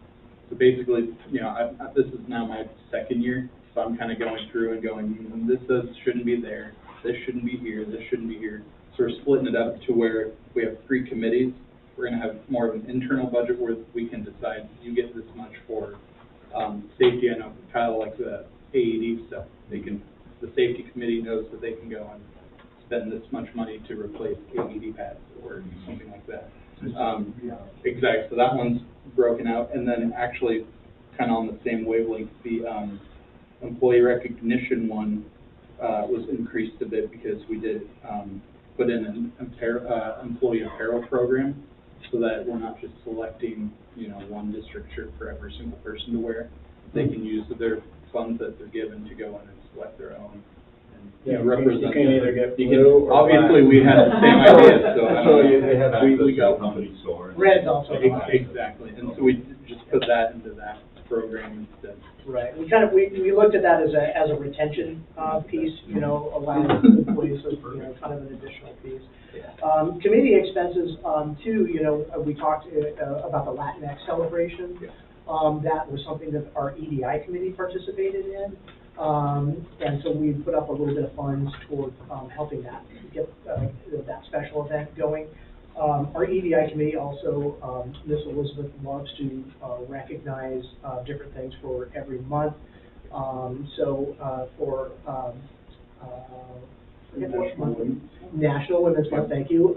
She went to several female-owned businesses and, you know, got some foods from them and brought them in, just it's kind of a way to recognize women in business, and so we've, you know, done that for a lot of, you know, Hispanic Heritage Month and some other things like that. She also purchases little pins for us for, you know, autism awareness and mental health awareness month, and so those are the kinds of things that the committees are using those funds for. So the number that's not on here is the inflation rate, and I'll trust your confidence that you think that the items that we purchase 12 months from now are going to be within the ballpark of what we're budgeting for? Yeah. When we sat down to do the budget numbers, you know, we were kind of looking off actuals even for just last month and calculating out and projecting those. And so fortunately we haven't seen any really big jumps maybe only in the areas of natural gas and utilities and things like that, so, yeah. But Darren, you may have covered this, but, so we've eliminated the marketing manager. Correct. And how have we picked up that who's picked up that responsibility? That is actually now down under contract services, line 34.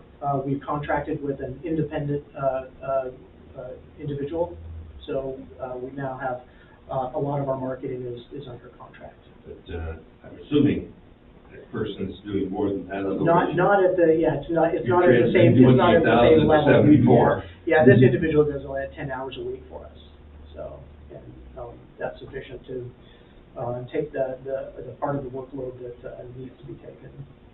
Yeah.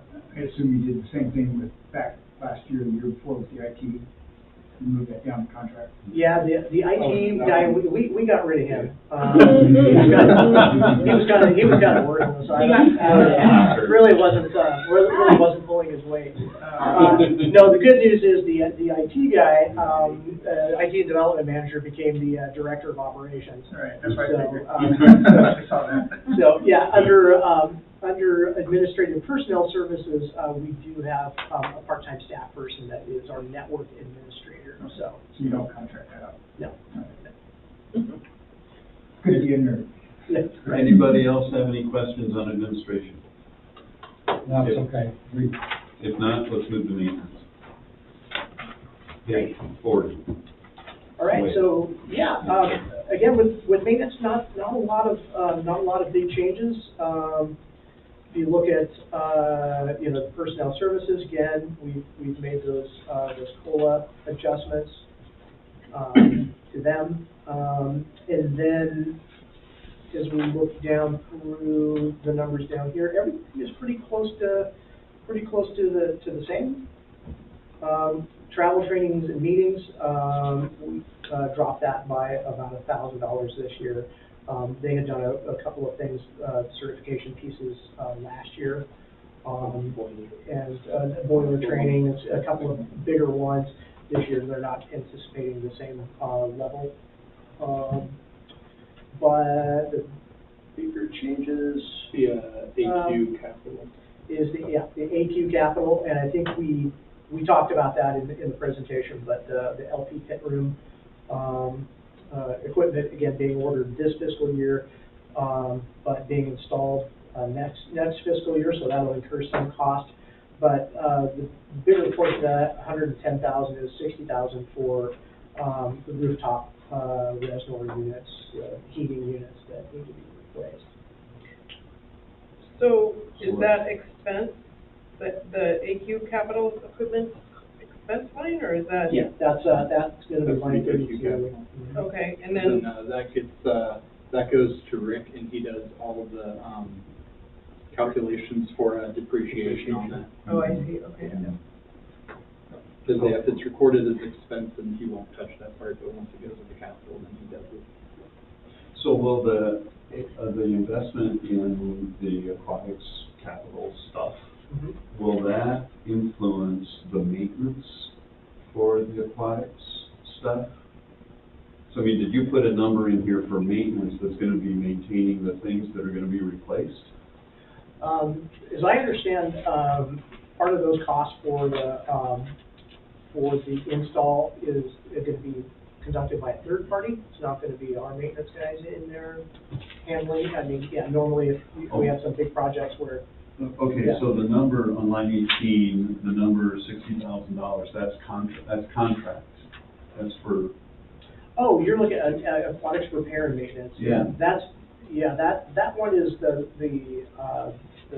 repairs and stuff that we do that aren't being capitalized.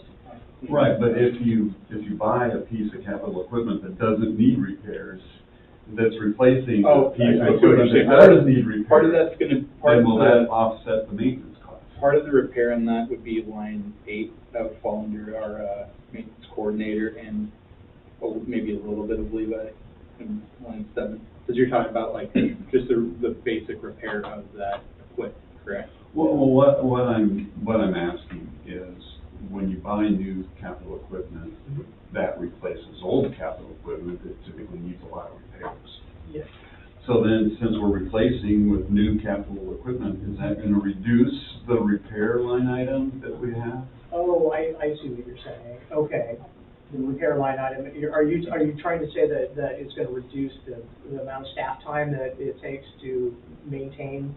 Well, I don't know, but this isn't a staff time. Because remember, This is materials. Materials, right, Yeah. right. Yeah, because maintenance now, remember, is its own department now, so Mhm.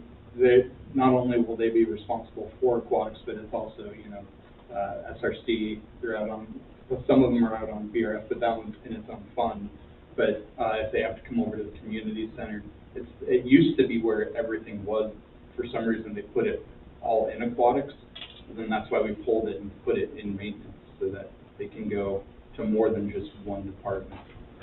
Okay, but this line item says aquatic. The aquatic capital, correct. No, I get exactly what you're saying now. Okay, I did a poor job of explaining. No, it's good. I had to turn my mind around and get on the same page. You're looking at line 18 and you're saying, okay, so we budgeted last year 60,000, and we're budgeting again 60,000 again this year, but we're replacing these items down here. That 60,000 is for everything else that still needs to be repaired. Yeah, that's all I needed to know. We've That got. includes the janitorial, so it did stay the same, Yeah. that includes the increase with, janitorial supplies and all that. Okay, so that repair line item in line 18 wasn't intended to repair some of the things that are being repaired? No, Okay, not that's all. at all. It's all, It can it's be all just the other, kind of it's all part. the other stuff. Perfect, thank you. When we talk about this, I think one of the things that we've heard, that the board has heard, is problems with like the hot tub specifically has been a challenge, and I think I've brought up that question previously, is like, when is it time for us to make an investment in the replacement or a major investment, so that we don't have that challenge with patrons anymore? So what would that look like, and has that been budgeted for this year, or what? That's gonna go on the deferred maintenance, list. Chris and Levi, hold a deferred maintenance list, all of the, project stuff that really needs attention, and. But it would, yeah, as of right now, that, a massive capital one for the hot tub has not been budgeted for this year. Well, in my understanding, the life of a hot tub is usually 20 years, so we aren't there yet. Yeah. We're close. I think the challenge that we'd have with that particular topic, and I know there's probably 10 other topics or facility pieces that need addressing, is what is the highest priority? What is the most essential thing that we need for the facility?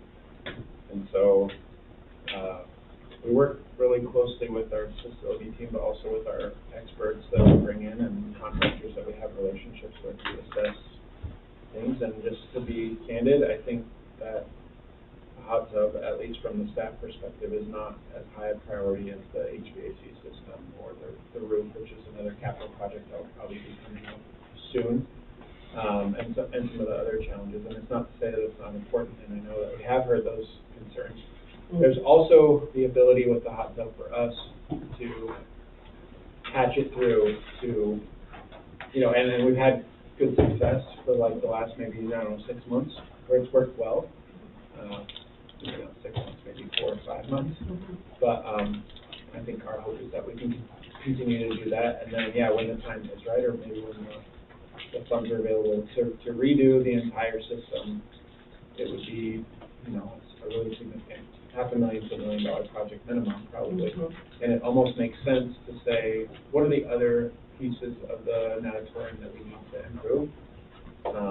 There's the deepening of the shallow end of the pool that we've talked about for years. There's some learner pool improvements. There's lengthening the pool as a potential for other really big improvements. So it kind of makes sense not to me at least, to not invest too heavily until we kind of have a plan for A master plan. for improving the natatorium alone, or figuring out how to fit Into the bigger picture, Okay, good, thank you. Just a small thing. Yeah. Fuel jump, $1,000. Yes, That's just stating yes, right, going back up. yes. To answer your question, yes. It cost me $93 the other day to fill up in town. I honestly can't even believe it. We are, and I think the other thing with that, I remember talking to Levi about this, when we were budgeted for last fiscal year, we didn't really know what the new property addition, what it was gonna cost to maintain some of that property with the mowers and things that we have, and we also kind of have I don't think it came up in the presentation, but we have an outstanding opportunity potentially to partner with the school district to provide turf maintenance services at the new turf field.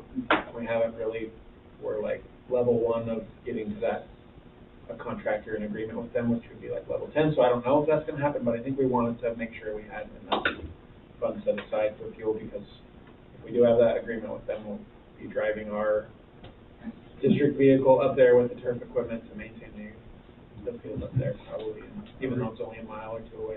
Replacement electric. Yeah, yeah, but we have we have an electric gator, but we don't have an electric vehicle to haul the gator. It's a little too far for the gator to go. Yeah. Any other questions on maintenance? Moving on. Jay, did you have any questions on maintenance? Just nod your head, you don't have to answer.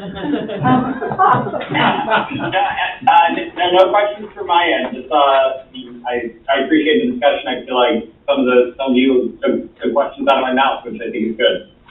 Awesome. Thank you, Jay.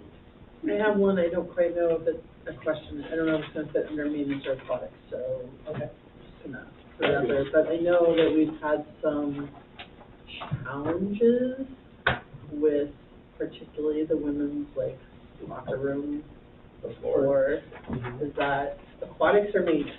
That would be maintenance, yeah. Is that something we are pondering? Very much pondering. Yeah, we're in this year the or next year? analysis phase of how are these maps working still. Okay. And I think, at least from the management team's perspective, the incidence of people slipping has gone down significantly. I actually don't think we've had one slip since we put the mats in, and they were kind of as a temporary, let's see how this product works, let's see if we can clean it, let's see if it can be maintained. I don't know if that's a permanent solution, but we feel like we are getting better data on the solution. Okay. Again, I think there's a lot of inefficiency, at least in the women's locker room. That would be a bigger project for us to tackle, and so I have thoughts on that when we maybe get that there. answers that. I'm sure some of your thoughts, but maybe you have more. Oh, I have more thoughts. Developed, yeah. Well, I really like the fact that you just shifted the map from one direction to another, because it made people stop and look at something different rather than being used to it. Yeah. And that's one of the things that happens. You go blind to it, to something that's put in process, so. We budgeted to get more mats, just like a different color for every day, so that it would just slow some of the, no, I'm just joking. We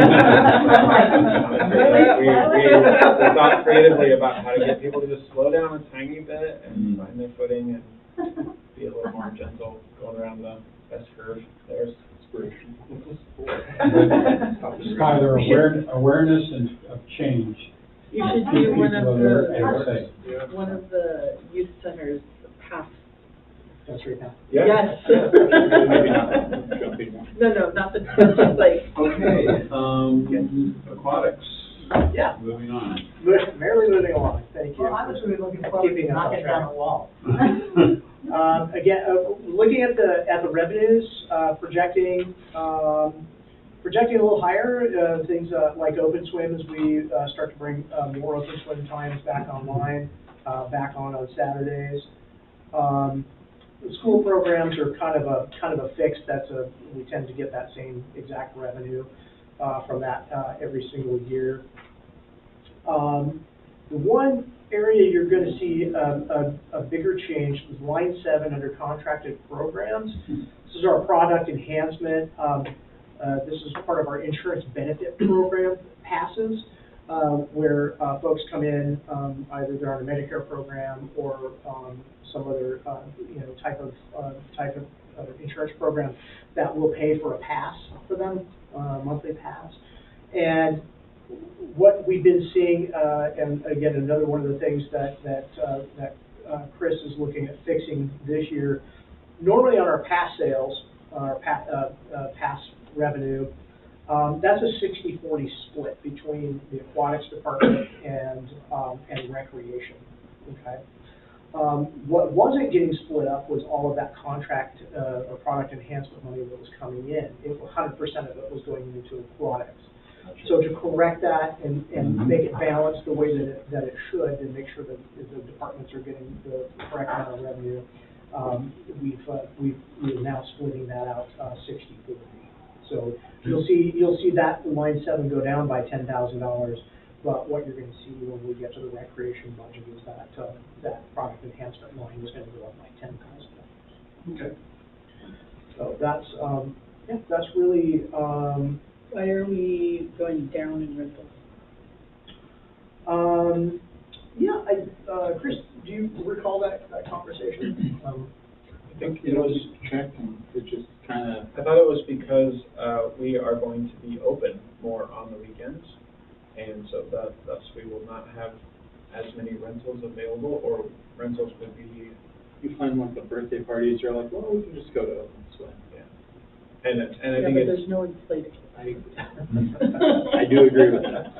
But yeah, I think that's more of the thought they had is you do lose a few when you're fully open. They're like, oh, it's a lot more expensive to rent it when it's closed. And, yeah. So, my question, what I'm concerned about is that impoverished people in the community still have access to recreation, whatever that is. Mm-hmm.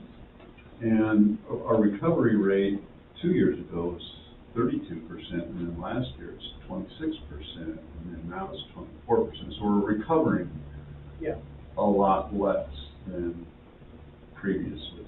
Mm-hmm. So what's the? I think the difference. A denominator or a numerator problem? Partially the difference there is that you're looking at a budgeted year versus when you kind of wrap up and get your actuals, where you've actually gotten more in revenue and you haven't spent 100% of your expenses. So we'll probably see at the end of when we wrap up 22, 23, I think you're going to see that recovery rate jump up quite a bit higher to that 32. We weirdly enough, in 2020, 2021, we had only a 19% recovery rate, during the pandemic. Yeah. So, But if we know that, why can't we capture that in the budget? I mean, if we know that the revenues are going to be higher, or costs are going to be more, why don't we articulate that? It's just maybe look at it as a more conservative way of budgeting. You always kind of want to budget your revenues a little lower, budget your expenses a little higher than, and otherwise if you flip it around and do it the other way, you're going to find yourself getting a tran loan at the end of the fiscal year. Or worse. Or worse. Kind of like how we were in the transportation district. Yeah. You've seen it kind of you've seen it with the reports that we gave you with the BOB and the rental and the deposits where our refunds were way higher than we thought, and then it looks a little like we're on the expenses that we're just kind of throwing it all out, but because we didn't think we'd have quite so much coming in. Question on the utility rates. Yeah. It appear to be flat, and I'm pretty sure water and sewer are going to go up substantially this year. A question. 1 second, Mike. Sorry, 1 second. Yeah. Yes, okay. We based it more off of the actuals for this year, and we had budgeted a lot higher than we thought, so we're still already looking pretty good for where we're at this year. So we just kind of wanted to keep it roughly, because then we'll be a little bit closer. I mean, if we look at our actuals for 21, 22, even if we had a 25% increase, we still should be right under that 10,000 mark. So. Mike? Oh, yeah, I'm sorry. I just was curious about line 18 on Director of Operations. Does that mean pool operator or Director of Pool Operations? Because you're Director of Operations. Yeah. And It's just split between. So that part of your salary comes out of aquatics? Yeah, overseeing the front desk staffing, since they're under my under my But that's not inclusive in the salary that's listed on administrative? It's addition to. It's, my time is split Yeah. 3 ways between 3 different Okay, I departments. just wanted to understand that that was happening there. Yeah. So 8/10 on administration, that leaves 2/10 allocate elsewhere, or give me time off. Full time off, yeah. 1/10 time off. I take it. I'm surprised, we don't have a line item for Skylar in here. Any other questions regarding aquatics? So my question just has to do with, so we're seeing about a 12% increase in our expenses. Actually, that's just materials and service, I didn't do personnel, but we're seeing expenses increase year over year. And have we looked at, I know that we looked at our general rates, pass rates, but have we looked at other kinds of costs, like lessons and things like that, costs? And have we changed our scale? Yeah. Okay. They've also changed Format. the format, instead of month to month, they've gone to 2-month blocks. So, yeah, they have done a recent increase in the prices of some lessons. Okay. Yeah. And, online Yeah. you just don't do grants and donations, budgeting? There isn't a ton that Not usually comes. not so much for the aquatics department. Okay. In talking to the manager in that area, they weren't, and haven't really had an opportunity to renegotiate anything with like Seaside Kids, where Seaside Kids used to donate every single year for some of those day Free off, swims. open swims and that kind of thing. So Okay. I'm sure we will probably see a few grants and donations come in, but, Okay. yeah. I mentioned that's something I'd asked about, I think, at the last meeting. And I feel like that's such an important one, so if Seaside Kids isn't doing it, maybe another entity would love to step up. We just wrote one to Kiwanis the other day, Yeah. actually, just put it up for May 20th, hoping to have a free open swim on Saturday, but. And I feel like that is something, when that happens, again, please let people like myself at the school know. Yes. Everybody at the school keeps calling me too. Do you know something? Yes, because I know. it's not advertised Yeah. through, and that's really where you would get those families. Correct. Any other questions? I just have a comment, just with like swim team, I just see such a need, like the swim team, we talked Mike's leaving and stuff, and it kind of caps out at 8th grade. I have a swimmer on the high school swim team. As soon as high school swim, you have all these swimmers that I think if we expanded that program with Mike leaving and stuff right now, and as we're transitioning, something to consider, like having some type of year-round swimming available to our high school kids. I think that there's a need, and that could be an amazing thing. A lot of these kids that they swim against are training More like a year-round. full swim club. Yeah. Yeah, we originally had that when we. Oh, did you? We had North, USA Swim? yeah, I was one of the judges. North Coast Swim Club was a shared, function between, Astoria, some of you should remember, my daughter was part of that. Literally Astoria and Seaside, we used both pools. Oh, cool. We had meets, did a lot of meets up at the Astoria pool, because of the restriction for diving, at, both ends of the pool here in Seaside. And it was a program that worked and then it fell apart. And then you had the high school always in the mix. So my daughter was part of North Coast Swim Club, but she was also Seaside High School. Well, yeah, even our Seaside High School swim team has, all the Warrenton kids, Warrenton High School kids all swim on this team too, and, I just think that would be great to have that expanded. So, and I Bring agree with in Amy. revenue also to, Yeah. we could potentially, charge quite a bit of money for a year-round high school level swim team. And that's a great suggestion. I have it captured here, and I will, pass this on to our Director of Programs for sure. Yeah. There is a dearth of competitive swimming around, I think, Yeah. around this area. And if we can improve that, I think that would be better, especially for the littles.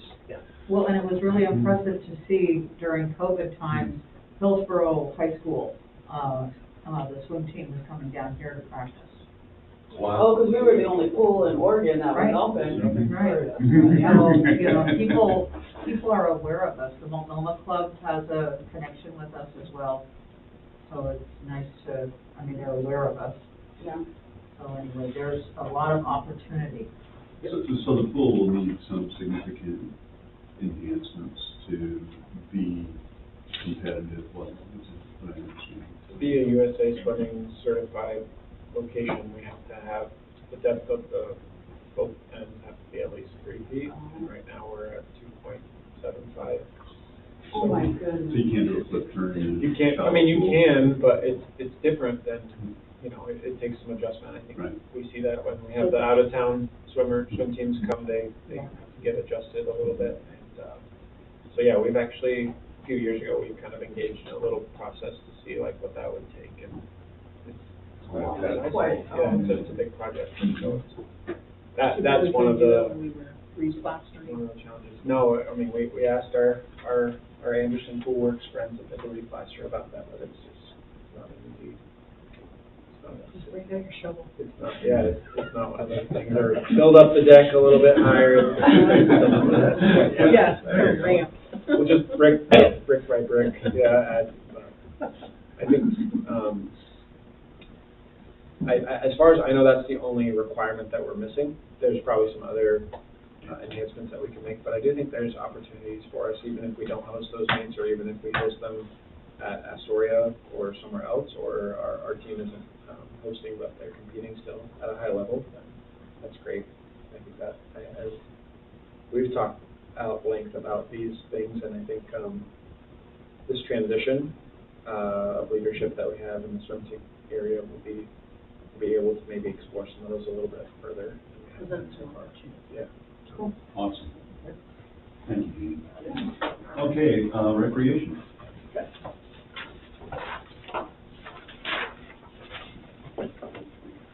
Great.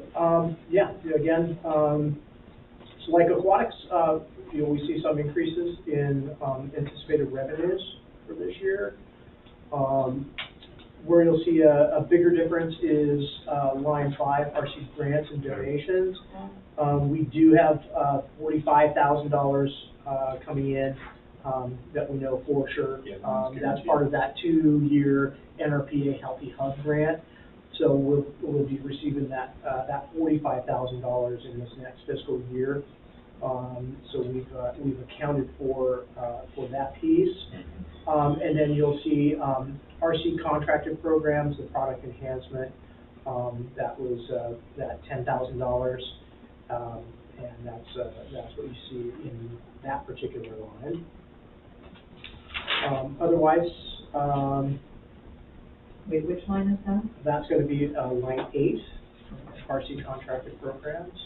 2 questions. Sure. Events workshops going down 2,000? Correct. That particular line is Kind of shifted some things around. Yes. Some of the rec events were borderline. Did we want them in here, or did we want it under a special event? And did we want to focus more on, because at one point it was labeled just fitness event, it wasn't focused on full rec. So we kind of wanted to move some of those over to special events, like the Run for Change was a good example, where it wasn't really only fitting into that rec one, so this could be more of like yoga workshops, it could be pottery workshops, things like that. Yeah. I just don't think it's quite going to be 100% of what it could be, since we're kind of retooling that. So, next year, after we kind of see what we can do, it could go up. Yeah. In the early days, the break the change run came out of here, where it actually needed to live in special events. Turkey Trot was actually in here for a while too, so where it is actually a special event, so we need to do a special event, so those two. Recreation always kind of, for a long time, was thought of it as just fitness. Like, people were like, well, why would, like, pottery come out of there? It's like, well, it's rec, it's not a fitness department. Yeah. Second question, community garden, the 1,500, knowing that we are losing the Sunny Hunt Garden location to be determined, so it's most likely not gonna be this fiscal year. Is this 1,500 just for the railroad garden? Okay. Yeah. So last year we $200 budgeted for the rail. so 2150, so the Sunny Hunt only brings in. Doesn't bring in as much, because I mean, if you really look at how many plots, Yeah. you know, yeah, because there's a couple of small. Let's just keep one conversation at a time, because I can't, my ears aren't good enough to follow everything. I can only hear one conversation. But yeah, I mean, the plots, you had a lot of the half plots, there were those boxes, so those were different, smaller rate. Okay. You only really had about 8 full-size plots. I just wanted to make sure we were removing. Right. You said we were losing one, where were they before? So the Sunny Hunt Garden is behind the pool right now, in between the pool and the batting cage. And the batting or the hitting facility, sorry, has to move. Got you. And so those plots are going somewhere to be determined at this point, but we're gonna lose this, basically we're gonna lose this at least this year until we figure out where they're going. But I just wanna make sure that So then line 33, is that in addition to? That's expense. well, for maintaining the railroad, That's the right? railroad, the railroad. So both lines are the railroad gardens? Railroad gardens. Yeah. Basically, currently. Yeah. Bigger. There's some bigger repairs and things that will be Yeah. taking place up there, yeah. Depends on what's the Any other recreation questions? I think you missed the 27,250 for the fitness manager out of your totals. Yes. And also, line 46, I couldn't reconcile that number either. Okay, yeah, good catch on that one. 36 would know. That's true. So wait, what is line? The math doesn't Well, match. so this, I think they just copied this number down Right. instead of the formula down, and it's an easy fix. Yeah. It should be a negative number, it should be negative 74,000 change. And the other line was which line? 17, 17 and 46. Oh, 70 and 46. Well, actually, it should be 20, right? 27,250. Yeah, on line 20, it did not add the number from line 17. Gotcha. Yep. Okay, so that's 17, yeah, okay. So that's gonna change line 20, and it's gonna change line 44, right? Correct, yeah. And it's gonna change line 46 and 47. 46 will, yeah, change. Okay. Okay. Any other recreation? Two more Well, what questions. do those change to? Well, he'll just plug them into the Okay. spreadsheet. The spreadsheets, yeah, double check the formulas. and- This isn't an operating document, this is just No. for demonstrative purposes, so I don't need to see it again. Because next week we'll have it Needs to all know it fixed. calculates correctly. Yeah, Yeah. yeah. Well, if we're accepting the budget today instead of another meeting, do we need that detail? No, the line items, we're not accepting each individual line, item, we're just accepting the budget. Budget Total total. budget. Yeah. Real quick, two more things. So, kind of back to the community garden expense. Is that, because it's city run, do they, I mean, isn't it city something, no? City-owned property. Oh, it's all our, okay. The answer is that. Program supplies is a huge 40,000 jump. Yes. That's where Yes. that back half of that grant goes to. Got it. So, Okay. for purchase supplies, so I think I've shared a little bit about this, but yeah, that grant, we have big hopes for kind of a threefold improvement. So improve the marketing and outreach to the Baptism Community Center Meal Site Program, part of the funds, increase access and capacity of the farmers market in a couple of different creative ways. And the third way is to purchase implements and hire a instructor to provide some cooking classes at the SRC. Oh, cool. Yeah. Okay, Oh, thank that would you. be fun. I think we got a couple of enrollees. I'm in. I'm in. I shall be teaching that. You know we're being recorded.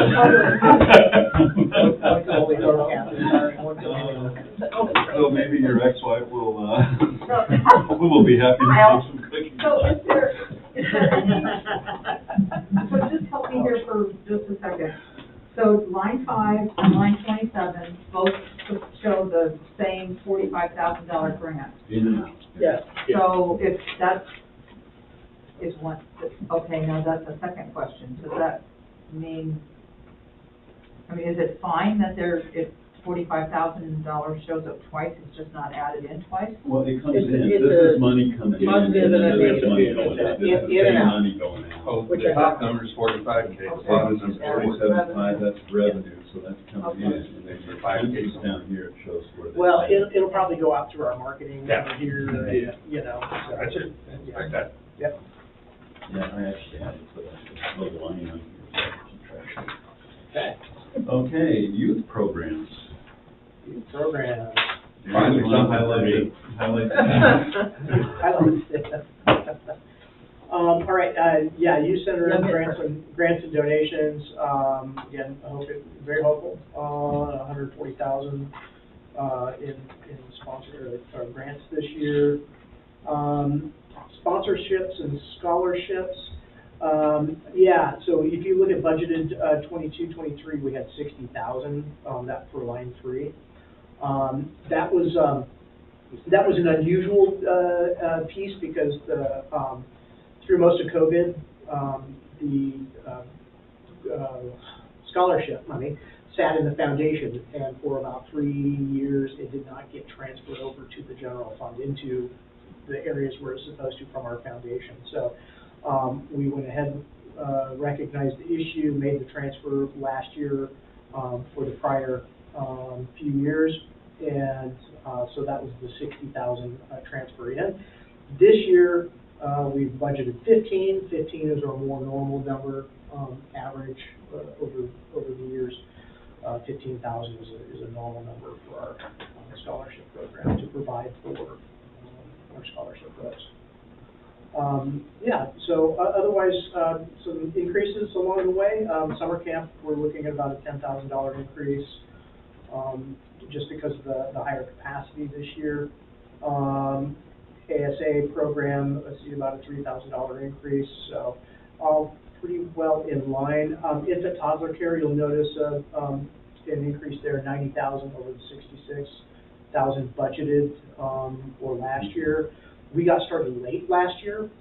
That's why that budgeted number is a little bit lower. We really weren't sure when we were going to be able to launch that program, so it was kind of based off of the launch date sometime around November. So this year we'll be starting right at, right day one. So that will be much higher this year. Is that from, because I know part of that 66,000 was a grant for the infant toddler care. Yeah, but that grant would have gone in under UP Whitey grants and donations. That's the budgeted 120,000 for last year. Okay, so this is truly like what This is people are paying Really for. the fees. Yes. Okay. Mhm. Yeah, Okay. exactly. Any questions on youth programs? I have one, Darren. Yes, please. So in your presentation, you said that, as these programs grow, then the expenses are kind of matched by the revenue, so they're kind of growing together. And in this case, the expenses are growing at 50,000, and the revenues are growing at 20,000, so is that sustainable? Well, I think that what we're gonna see is, if you look at it like line 43, we'll just take that one for example, it's $10,000 versus the 7,500.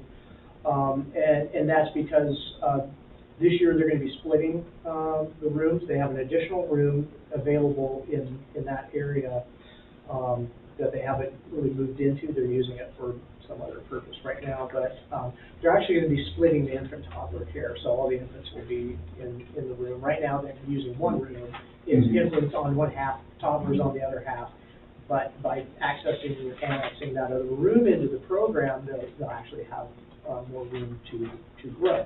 But what that's gonna do is that's gonna require some expense ahead of time to buy 2-3 more cribs, another changing table or two. So it's that one, kind of what thing. you So think this it's gonna be difference is a one-time? One-time, yeah, Okay. one-time investment in some of those additional elements. Okay. So, yeah. Correct. So I noticed there's a jump in refunds for both aquatics and youth programs. What caused? Yeah, that's, somebody signs up and pays for summer camp.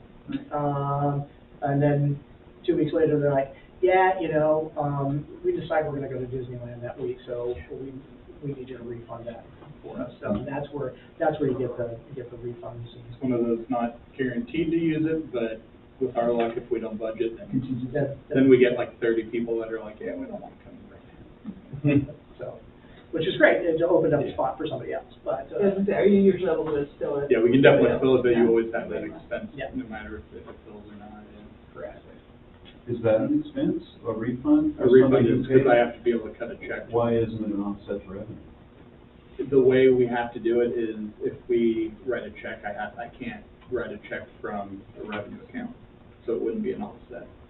Oh, but you can later book it as an offset. I mean, this is, Okay, this is the thing where it goes through Rick and, I got you. Rick likes it, it's clean. yeah, So, Okay. he likes to be able to As track long as it. you can track it, then Yes. it's transparent. Exactly. But you see on the board reports, like, all those checks that have names on them, those are all refund requests that go out. So, yeah, and the only other thing I'd say is as the programs grow in popularity and size and capacity, then we just have Or more. the refunds growing. Yeah. I'd like to just make note, I think it's just sort of interesting to note that our youth programs, over the last 2 years have now exceeded our aquatic programs in size. But interestingly, the cost recovery of the youth programs is much higher than the aquatics programs. So it's interesting, just to be thinking about that we're losing less, basically, as our youth programs expand compared to the aquatics programs expansion. So I think it's interesting to note. And it's interesting to notice how much the youth programming has expanded, and I think that is largely because we have space, right? Yeah, And the grants And the do grants. factor into that though as Yeah. well. Yeah. And in previous years, we were lucky to have a quarter of the aquatics. Mm. So Mhm. it's just, it's I an think accomplishment to staff. Mhm. the foundation of, the facility is really key to not, I mean, the pool is, it's beautiful, it's amazing, it's, it's why we exist, but it is not inexpensive to operate. Right. A building with walls and And a lights lot that of turn on water. regularly, and you don't Yeah. actually heat. It's 20,000 gallons So, of water. I agree though, I think it is really noteworthy, because, The thermal mass. And yeah, that investment, I think, is so important in our community to help meet a significant need, but it's nice to be able to justify it, I think, from Yeah. a staff perspective, at least. I think it's just good for us to note, and as we're talking to community members, that Park and Rec is not just a pool, it's like that actually, that a large, at this point, our youth programming has surpassed our aquatics program. Not to say that it's a contest, we want all of those things, but it is interesting that we have a full array of services, yeah. I think that also demonstrates the need the community has. Right, yeah. Because, some of the naysayers, well, it's just a pool, we don't need youth programming. Well, yes, we do. Community thinks differently, yeah, obviously there's a call for it. Yeah. And the fact that those programs are at capacity And a waiting list. Right, and have waiting With the lists. waiting, Yeah. massive waiting list. Yeah, it's a, there's some, yeah, so. Okay. Any other comments on youth programs? Good job, Erin. Yes. Yeah. She is amazing. Okay, community center, nothing, really out of the ordinary. We, again, we've seen a jump in rental revenue, so where we budgeted 2,500 last year, we sat down and really looked at the actuals for this year. We blew on past 2,500 pretty handily, so we kind of looked back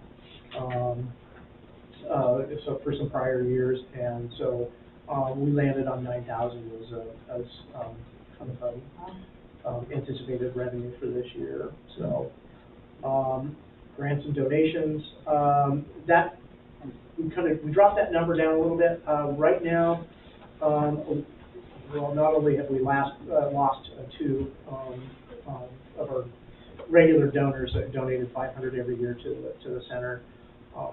So we were sad to see them pass. Also, a lot of those other grants and donations to this center specifically are kind of being funneled to the foundation, to our refresh project piece that our commission is working on right now. So that's why you'll see that number drop. Our contract line number 4. We'll see our Northwest Senior Disability Services contract that we've just renewed that number has gone up as well. Otherwise, everything else pretty well in line. We did have to adjust the community center rental deposit. We take a $200 deposit for every single rental that takes place in this building. So as you see that number of rentals increase, you'll see that rental deposit increase as well. Now, you'll also see on line 28 that's got to go back out. So not only is anticipated $10,000 in refundable rental deposits going back out, we do get the odd occasional rental that sort of has to back out and say, yeah, plans change, we can't. We're not going to be able to rent a facility that day, so we have our money back. So. And that also takes into consideration some of those rental deposits we might have to hold back a little portion too if they didn't clean up after. So we didn't quite go as much as like aquatics or youth on that. Yeah, we do have the odd one we have to clean up a little bit after. So. So for the rest of the budget committee, can you explain the nature of the relationship between the city and and the Parks District as it relates to the building? Yeah, correct. Yeah, we have an intergovernmental agreement with the city of Seaside for this building. That agreement's been in place since I want to say the mid-90s. At which time we entered into that IGA. The city of Seaside owns the building. The Park and Recreation District manages it, but the agreement is that all of the rental fees for the building will actually go back to the city of Seaside. We keep the staffing fees and then any rental deposit that is held back for paying staff time to do extra cleaning or whatever that may happen. Does the city still help out with major maintenance on the community center? Yes.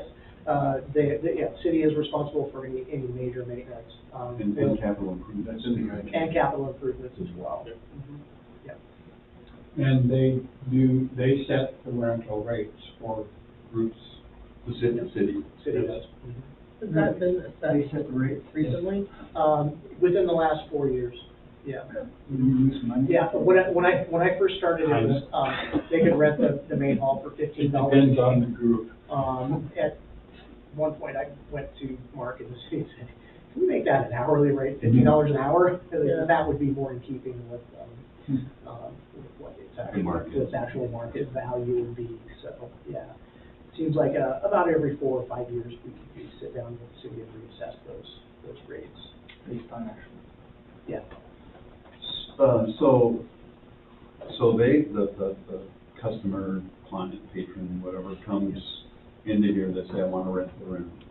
You say, okay, it's $200, and they write a check for $200, and then we reserve the room for that day, and then when they use it and leave, then we give them their $200 back.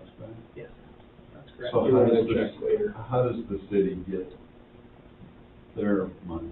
Oh, well, they'll write the check to reserve the facility, and then within 10 days, ahead of their rental, they've got to write us the check for the rental fees, Okay. any staff time that's. So where's the check of the money going out to the city?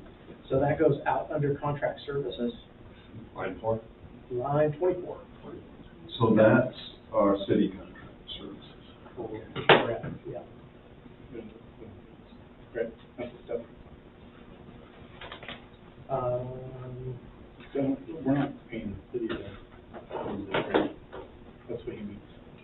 So we're paying the city for people renting it. That's what, I think, is that what you were Well, I meaning? thought I Kyle? understood that the city Gets the is the rental fee. beneficiary of all of the rental fees. Correct. So where does So that? where does that how check does that come other- from? That should be out of contract services, because that is a contract service. So the building rental is 9,000, but the contract services are 6,500. Yes. What happens to the rest? That is, excellent. But then there's also refund line. So the refund I think is for the deposit, not Yeah, for but the there's, rental fee. but we're giving 12,000 in refunds for 10,000. He said sometimes they have to keep some of that to pay staff, Right. to clean up extra, if someone doesn't get Right, their part so back. we may take in 9,000, but we may not give the city Full line. 9,000 because we're keeping some of it to pay for our staff time. Oh, I see. So it's offset by other expenses. Right. Okay. Yeah, I think that's something that we should definitely check into. And Kyle, thank you. And, no, Darren, I think Catherine just explained it to me. So if I understand it, and based on Catherine's analysis, then the difference between the 9 and the 6,500 is what we have to pay our employees to clean up after. That comes out of the rental fee, right? Or does it come out of the deposit? So the 6,500 is, were you talking about line 24? I'm just comparing line 24 with line 2. Right.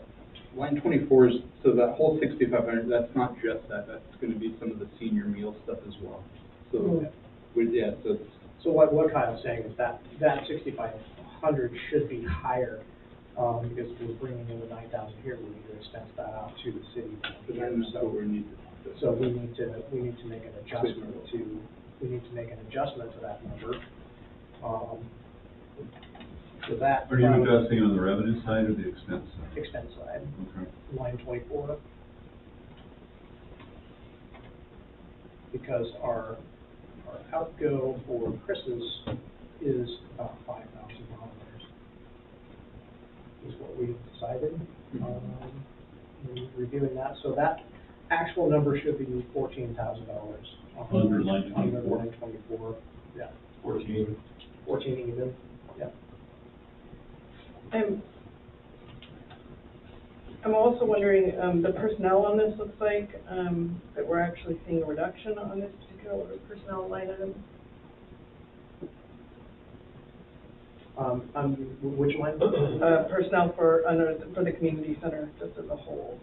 Oh, Probably a reduction in FTE. I don't know, that's what I'm wondering. Why would it go down? Yeah, it was a slight, we budgeted, higher last year than, we had anticipated. We had 2 people on some shifts, and Correct. you don't really need 2 people here, so that was kind of what we found. There was some overlap. Having 2 people on shifts. at a 1-person desk wasn't really working out well. Yeah, so we just made an adjustment in the number of staff hours. That's a risk in this. If things change per year, you only have one description, and you can't describe last year and this year if the numbers in terms of FTEs change. Right. So you can't see. Can't see it. You Hard can't to see see. the change. I see what you're saying, yep, agreed. Also, actually, and that calls to mind, one of the other changes, in here as well that, you guys don't see under this line, but, The janitorial, cost for a custodian, was included, last year too, and that has been pulled out this year or reduced this year. It's a role we haven't been able to fill, so center staff have actually spent time during their shift doing some of the basic janitorial of the building. Can you contract That was normally under line 16? Yeah. For such a small building. Yeah, it's wrapped up as part of the community center personnel, yeah. So that's one of the other reasons. Now, you no see it. janitor. That's one of the reasons you see it also in Gotcha. increase, yeah. Quick question, Mary Blake Playhouse expense is jumping quite a bit. Are we making an investment in that building? Same, $1,000. Oh, maybe I'm looking at the wrong, never mind. I was looking at the program. Oh, did you go? Program supplies. Darn, I got excited hoping we were removing the Yes. zombie bears. We're gonna need to leave it Do you want us to move them? Not to my house, but I think they need to go away. Okay. The zombie bear? Yes. Those wood sculptures, just those wood sculptures. You'll that- look up that the didn't logo. work very well. Is that what you call those? That's what I call those. Oh, there's Yeah, a they big haven't statues weathered. outside? Oh. They may be finding a new home soon. That would be great. Yeah, do that. We'll do that for free. Okay, so. I was like, woo, we're making an investment. Yay. I'm still on my 90-minute timeline. I know, right? Line 27, yeah, the difference between the 1,500 that we budgeted before and 6,000 there, is we wanted to budget for the possibility of replacing, some of the round tables in the main hall. We get a lot of hand-me-downs from the convention center towards those, and sometimes they're okay, and sometimes they're still cracked all around the edges. Those ones are actually sort of a hazard now, so we would like to. Yeah, I would think that we'd like to possibly replace some tables. No, they've got duct tape on them. It sounds like duct tape. Then they're done. Table cloth. So, Can I ask about line 28? Just to change the 12,000 line? That, we The discussed refunds, that because the rentals increased, up top. That's where Right, so, the but we deposit put, has to go out. because we have to pay it. right, we moved the other line up to 14,000, so that, I'm sorry, we moved line 24 up to 14,000, or am I correct? Yeah, that's right. Yeah, Okay, so but then, we still have to pay the people that. so that's just the rent money it. going out to the city. Well, there's two transactions. Two transactions. One Right. transaction is the deposit, and that's the ones they're giving the refunds on. And then the other transaction is the payment to the actual rental fee, right? And the payment to the city is That's the the 44, $40,000, yeah. Yep.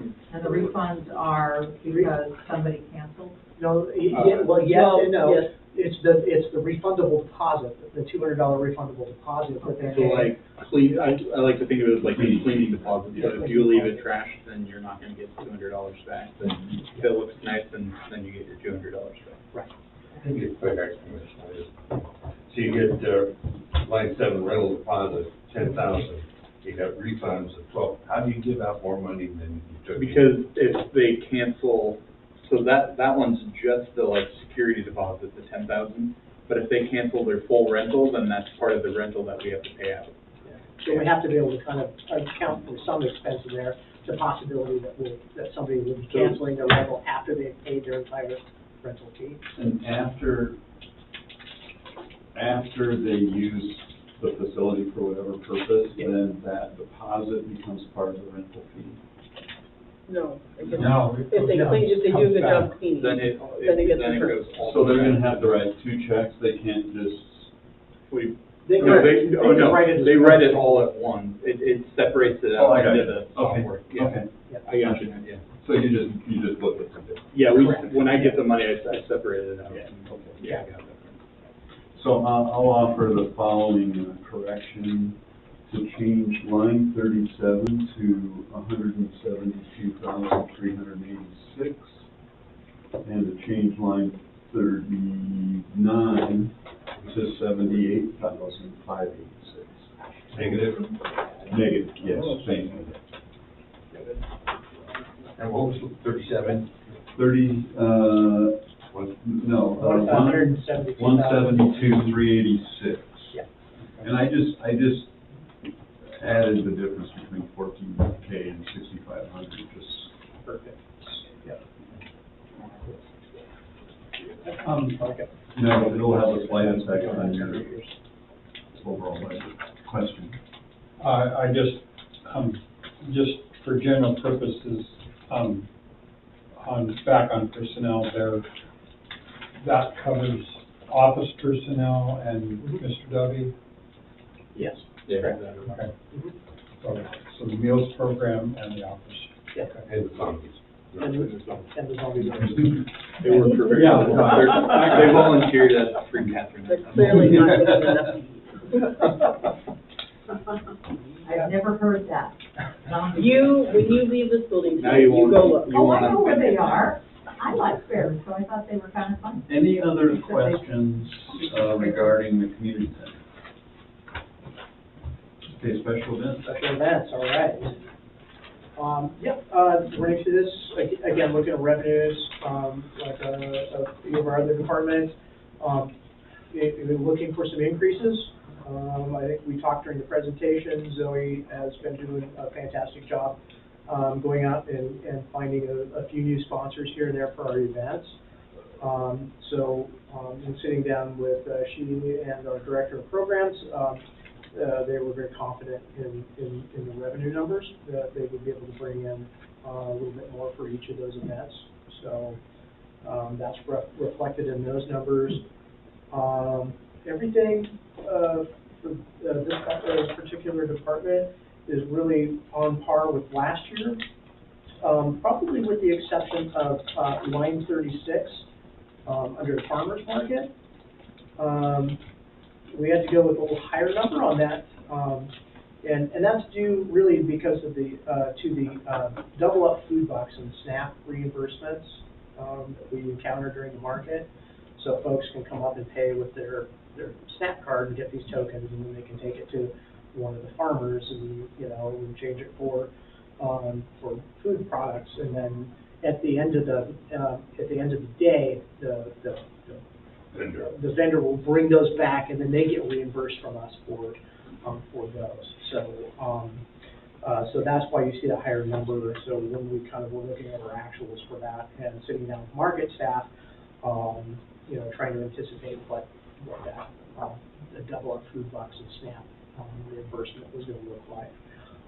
So we settled out on 11,000 for that. Pretty much all the other lines really are on par with last year. For a lot of these events, we already have a lot of the supplies that we need, that we tend to use on a regular basis. So we're not making any big investments in most of that stuff this year. So we're again seeing a reduction in personnel costs. Is that because the just staffing arrangement has changed? Correct. That's exactly right. Well, wait a minute. So, are the FTE percentages accurate in here? I guess I saw the same thing Celeste did. 2 years ago, our actual numbers were $10,000 more than our budget for next year. Mm-hmm. What you can't tell is what were the FTEs Right. that year. That year, exactly. And so this is the current year, so you just have to assume that they were higher than otherwise, because you're not reducing anyone's salary. It's got to be, Of course not, right. the allocation, the hours. Or it's the margin between budget and actual, that you never really actually know until you get there. Right? Yeah, Mhm. I think, one of our conversations with our special events manager, special events and rec manager, and our director of programs, we were a little heavy on the special events leaders line under there. I think, in their projection for next year, they're looking at engaging the high schoolers a little bit more. I know the past 2 events that we've had, Zoe's had Pacifica students at those events. I don't know if you were here last weekend. She had probably about 8 kids from the high school helping me with last weekend's event. So trying to kind of be a little more creative with some of the volunteer help in that department. But you're comfortable with the number? Yeah, Okay. very, very comfortable. Oh, with the part number. of the internship too. Yeah. That's gonna be one. We do have a couple of internships this summer versus paying, 3 of our staff. They're bringing on 2 interns with the Classic Works program this year. So this one. It gives them an opportunity to grow in that development from the younger, and gives you, it opens it up, you're allowing for some growth. I have a question. Are we continuing the chalk art? Yeah, you just gotta sign up. Okay. Yeah, we were awarded a 2-year grant, so the future of the chalk art contest after this summer is not known, but we're gonna continue for this summer and look to find grants. I think it's found a nice little niche and a home. Same question about Run for Change. Yeah, we are budgeting for it. Again, we're gonna tweak the format a little bit and find a different weekend to hold it. Coming up, traditionally in the last couple of years, it's been on the Saturday at Labor Day weekend. That's been a tougher spot, but I think again, our community, I think, supports these events, but we just kind of have to find the right niche, I guess, for lack of a better way of putting it. There are some complications because we have to get event permits from the city, and there's some restrictions on when they will award us those permits, but they don't like to have events on busy Saturdays or busy days. But they let us do it on Labor Day? Well, they let us do it on Labor Day, but we had to have it on the beach. We couldn't technically. I was gonna say, yeah. if you could change where it's at, I think we have a lot more. Because it's just on the beach, right? But it's That's what we tell people. We did, I mean, the prom is a public path, so there was a lot of people that just ran on the prom, and they were quite happy. The rest of us had a lot of sand in our shoes. Oh, you missed all the stand, though. It's part of the experience. And Labor Day, you couldn't wear the white t-shirt. Right. There were a lot No, of it's big not shirts. after Labor Day. Or when it's Labor Day, yeah. Is there a plan to expand the farmers market, turn into more revenue stream? That I couldn't speak to a lot. I mean, as far as, I haven't had any conversations. I mean, I know they're looking for more sponsorships, at least for right now. I'm not sure on, it's a little limited on how many vendors you could really fit into one spot. That's kind of the issue with that spot. Melissa, our previous market manager, she had some aspirations for doing that, but there's some challenges that we're working through with how the market's going to look and feel and work this summer because of the potential construction project, as well as this master plan and the partitioning off some of the property that we have used a little bit for market. So I think if Melissa could have her way, we would close off the entire parking lot and make it, and increase the vendors, but we kind of prioritized, let's find more food vendors, let's bring those folks here, because that's what really drives, I think, the attendance at the market, and also puts the double up food bucks into play more in our community, which is really beneficial. And kind of work through this next year or so of construction projects and master planning. Next year. Could we potentially, I mean, there's not a ton of room for expansion even without construction.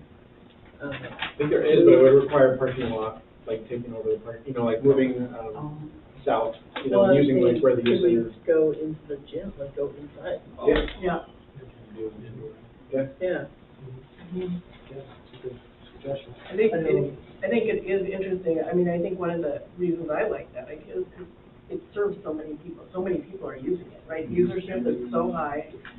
And frankly, I think it might even be higher if it could extend another half hour. Into the evening. Into the evening, yeah, just because it ends so early. But I like that thinking. I agree. I think that there's some challenges this year, but I think looking at how to expand that, and it tends to be a revenue positive.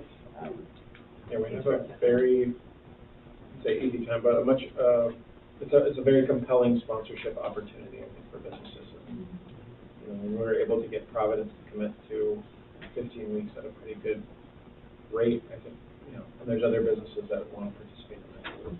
Do we have a table out there? Do we have? Do you? No. Yeah. Right when you watch it. Yeah, it's our event, so our staff, Zoe or whomever will manage the Double Up Food Bucks program. There'll be a staff there with a clicker counting Pass dogs. that information. I sat at a school desk table selling cables. Remember, we were trying to get rid of them. So Levi had put, I Oh, said, yeah, that was- give me a share here, That's great. and I'll put a book here, and people will come up going, what are you selling? Come on in. But, you know, I often thought some of the park and rec events that I had attended in the Portland area, even like the Easter egg hunt, they had a craft market that we could put in the gym. And there are those places even around here that do like the winter indoor markets. Yeah, and I bet a lot of those then same farmers market vendors would come to those other types of events. Anyway, okay, moving on. Okay, Broadway Field? Oh, well, I should ask if there are any more questions Oh, on yeah. special events. Line 37, the church and truck going up $2,000. Good prizes or? Don't cash. Things are becoming a lot more Yeah. expensive. Prices of poultry going up? If I remember, I think this is just a reflection on where our actual expenses fell this year because, cost of shirts was significantly higher than we thought, and shirts are a big part of the trot lore. My daughter wore hers yesterday. My son tries to wear his to bed and then to school the next day at least 2 or 3 times a week. But yeah, that was just to try to reflect where this year's budget actually fell. Okay, Broadway Field. This is a separate fund. Yes. This is not part of the general fund. Correct, this is Fund 200. So, yeah, we kind of look up here at the top. We have an actual networking capital of, or what we anticipate to be our networking capital of $82,731. Looking at that line 5, that's the $30,000 transfer in from the general fund that we've covered a couple of times. Again, if you look at line 7, we're anticipating about $5,000 worth of rental fees. Again, the Broadway Field is just like the Bob Chisholm. We do charge a rental deposit and fees for use of that space, and we do get a number of third-party rentals. So, a lot of times it's kind of locked up with school sports and SKI, but we do, interestingly enough, have a kind of a following of folks who love to play soccer out there and come and pay a fee to be able to do that on the field. So This also includes the Hirsch training facility in this one as well. correct. Yeah. Thank you, Chris. Yeah. Do the increases in the rental fees and the concession fees take into account the construction? Yeah, well, fortunately, the construction is only about 3 months out of our life, out of our 12-month period, and summertime is not one of our necessarily our bigger rental times, if that makes sense. A lot of people like that, they want the in-season weekends, so we get a lot of call for rental on the weekends during football season and during soccer season. So all of that third-party rental the money comes to us. Same with the HFTF. There's a lot of summertime. It's kind of hit or miss for third-party rentals. I guess last summer I had probably 2 people who were kind of on an ongoing. They do Tuesday, Thursday every week. So That soccer group's pretty much year-round. If it's raining, you're still. Yeah, it's true. So I think even in spite of the stuff, construction work that's going to be going on out there, fairly confident we can still make that projected revenue goal. So, yeah. Can I ask a question about just because I haven't been involved too much with this? Since the intergovernmental agreement and all the improvements, and that was long past when I was out of here. So If on a weekend, for example, somebody wanted to kick a ball on the football field, could they in turn rent that time? Generally for groups under, 10 people, you know. 10 people? Dad takes his 2 kids out and they're kicking a ball around, there's, you know, rental fee, for that. Generally, if it's something more organized, usually more than 10 people. Game. Exactly. Or if they need the lights on, yeah, they're, you know, those fees will apply. Yeah, because, yeah, we would always wonder about cost if you had the lights on at 9 o'clock at night or something like that. Yeah, exactly. Yeah, so there's a lighting fee. Okay. I just, thank you, I appreciate that. Any more questions on the Broadway? I just want to understand on these funds how it works, because I see, and I know this is budgeted, but the unappropriated ending fund balance on line 58 from last year was 64,000 and change.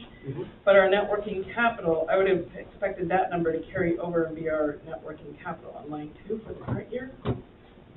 Correct. And so, is that just because we're ending up in a different place? Correct, yeah, Okay. yeah, it's our ending fund balance is actually gonna be higher, than the Broadway Field, budget next year. Kind of look at our, what we've actually got in there, you know, take our actuals from the prior year, add in our revenues from this year, subtract out what we anticipate we will be expensing, and usually I use the full 100% expenses, and that gives us our net working capital for next year. Great, thank you. Quick question, so is this budget going to change with the new rental agreement, the school district? No, everything should stay Exactly. exactly the same, yeah. I anticipate that we're gonna still retain 25% of the concession sales. You know, our pricing structure for third-party rentals is not gonna change. Only thing that will potentially change is that partnership revenues on line 11. That number, you'll notice that number has gone up because even though we don't have the signed agreement, we have a general idea of what that number is probably going to look like. Any more questions on the Broadway field? Just one, more generic, but are you comfortable with having no contingency in that fund, recognizing that there's going to be a lot of work going on over there? Yeah, I'm comfortable with that. I think anything that we're going to be having to kind of expense out for that will probably be more capital and come from the capital. Okay. Line 30 on there went up significantly for electricity. That was part of the IGA. Okay. And we're gonna have to start paying that electricity part. Okay. Yeah. Sunset Recreation Center. Jay, you still with us? Have any questions? No, I am still with you, but no additional questions from my end. All right, thanks, man. Sunset Recreation Center. Okay. SRC. The no renter on that one, so that amount does go down quite a bit. So, looking at line 4,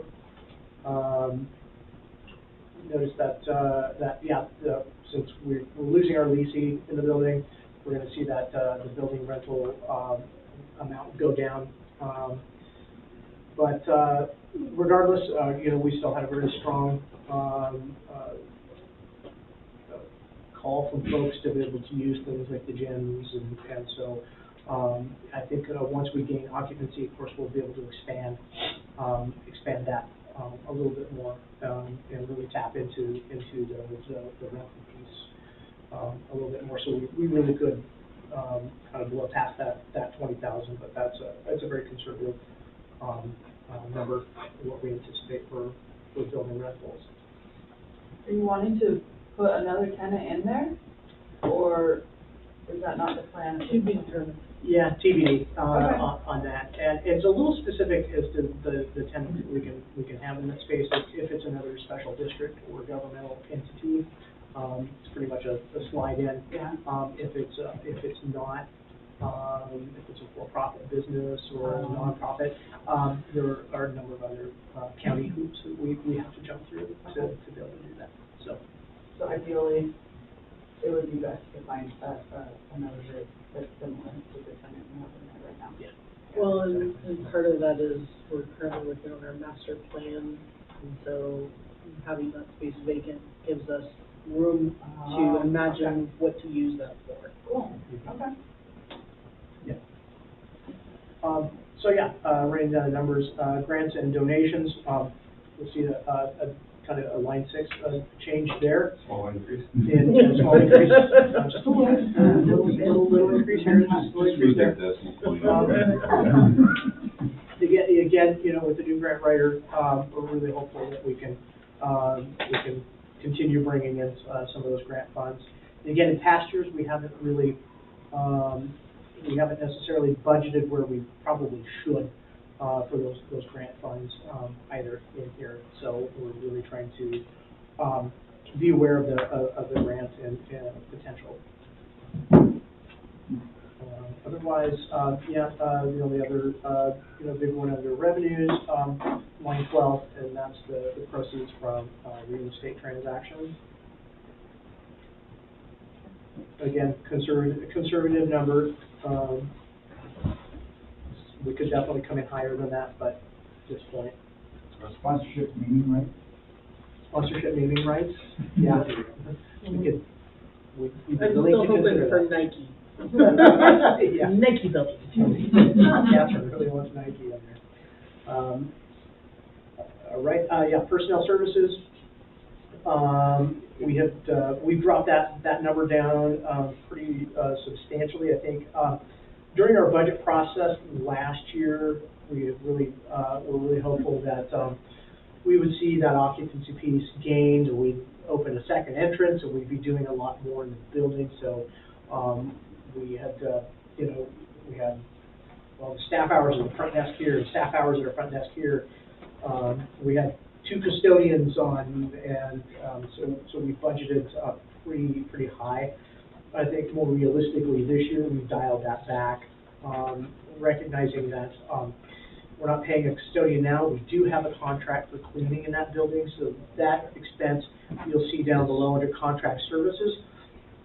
So the personnel services you see up here right now are our front desk PRS staff that help you know, the kids when they get off the bus and check them in the morning when they get dropped off for youth programs, you know, pickleball.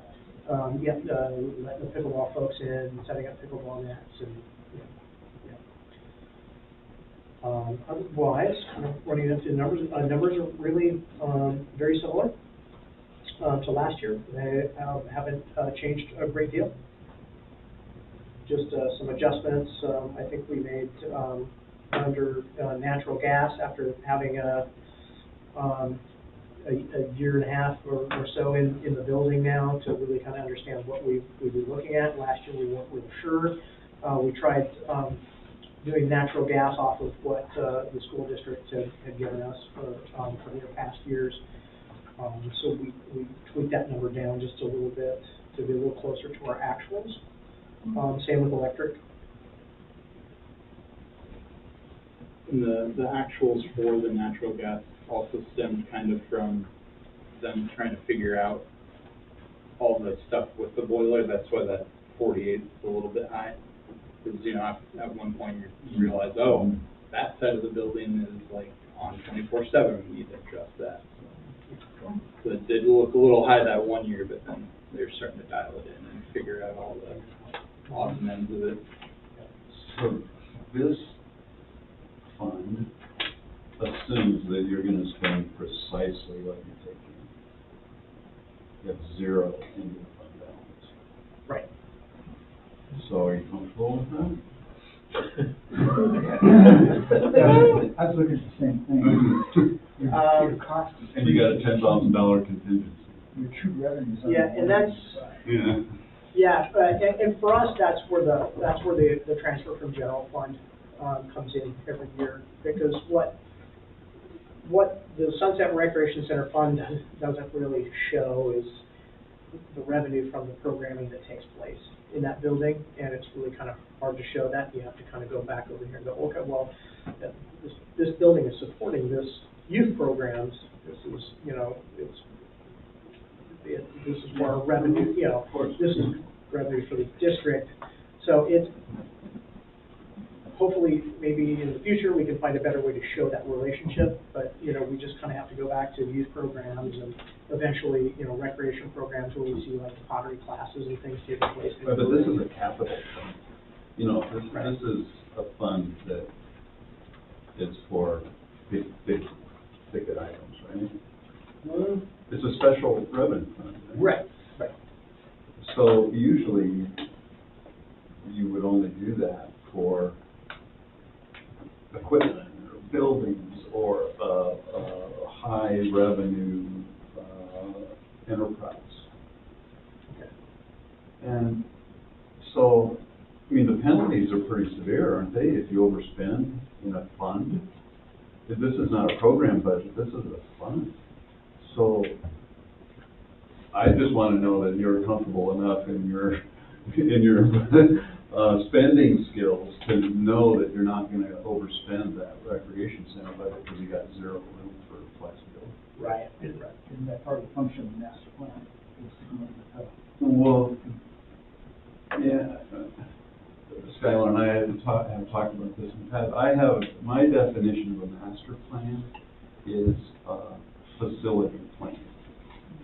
And my definition of a strategic plan is one that includes a master plan plus all the operations that go into some future endeavor, right? So I think what we're doing is a strategic plan. Is that fair, Skylar? Yeah. So it's going to be every.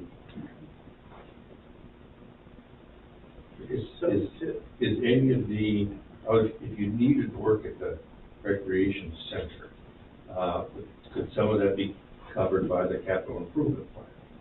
Yes. Or funds? And I know we're making that 156K, which I think you pointed out, transfer from SRC to the capital plan. Correct. Because times were really tough, you could kind of back off on that. So there's a little wiggle room there. Wiggle room, yeah, and really the wiggle room in here to, we look under the capital outlay, line 41, we have listed 238,431. You know, that's taking into account a couple projects going on over there. But there was an unappropriated originally. We chose to move that 150,000 unappropriated up to the capital outlay line. That's just in case the security system project comes in a little higher. So you've got a value. buffer in here. So what I've done a buffer. So when you ask me, Kyle, am I comfortable with the numbers? Absolutely comfortable. Oh, I'm not asking if you're comfortable with the numbers, I'm asking if you're comfortable in your ability to spend it according to these numbers. Yes. Okay. Yes. I'm extremely confident in that. And again, because I've been out of the loop a little bit, the improvements in the locker rooms that the school district, that's part of the IGA with the school district, or is that special? It will be part of it, and Skylar could probably talk more about that. He's probably got more of a recent update, but it was taken out of the original project piece over here. It was separated. It was separated because it was going to be more difficult to get the conditional use permit through, and the fact that, you know, we're not. And there isn't probably going to be activity in that in any time soon. As far as construction, Mm-hmm. I mean, I don't know what anytime soon means, but we're hoping, they're hoping as well, that after the softball field relocation project starts or maybe finishes, that the locker room, we'll revisit the locker room project. We're working hard with them on an MOU and on our current IGA to make sure that that spells out who's responsible for that project and to what involvement we will have. Sorry, that didn't sound, to what ownership of the final say of like the design and things like that we'll have. So I have a question too. Just, I was concerned about line 41, but just is line 36, that change, is that the same thing? as what was going, what was happening on 41. Now, operating expenses are your, more day-to-day operational people. You might be your cleaning supplies, janitorial stuff, just the kind of day-to-day stuff. A couple nuts and bolts you needed over here or over there. Is that up significantly because of usage? When going back and looking at the averages and seeing what we were gonna need for all of those supplies, I'm looking at how it's kind of jackrabbited around over the 4 years, the 3 years that are listed here. Down to 20, 2015. So, what you'll see is, it's, the first two on there are the actuals. I don't think we budgeted quite enough, for it last year, thinking, well, it's gonna be a little bit lower, but then, you have all of the incidental things that, you didn't realize that you needed.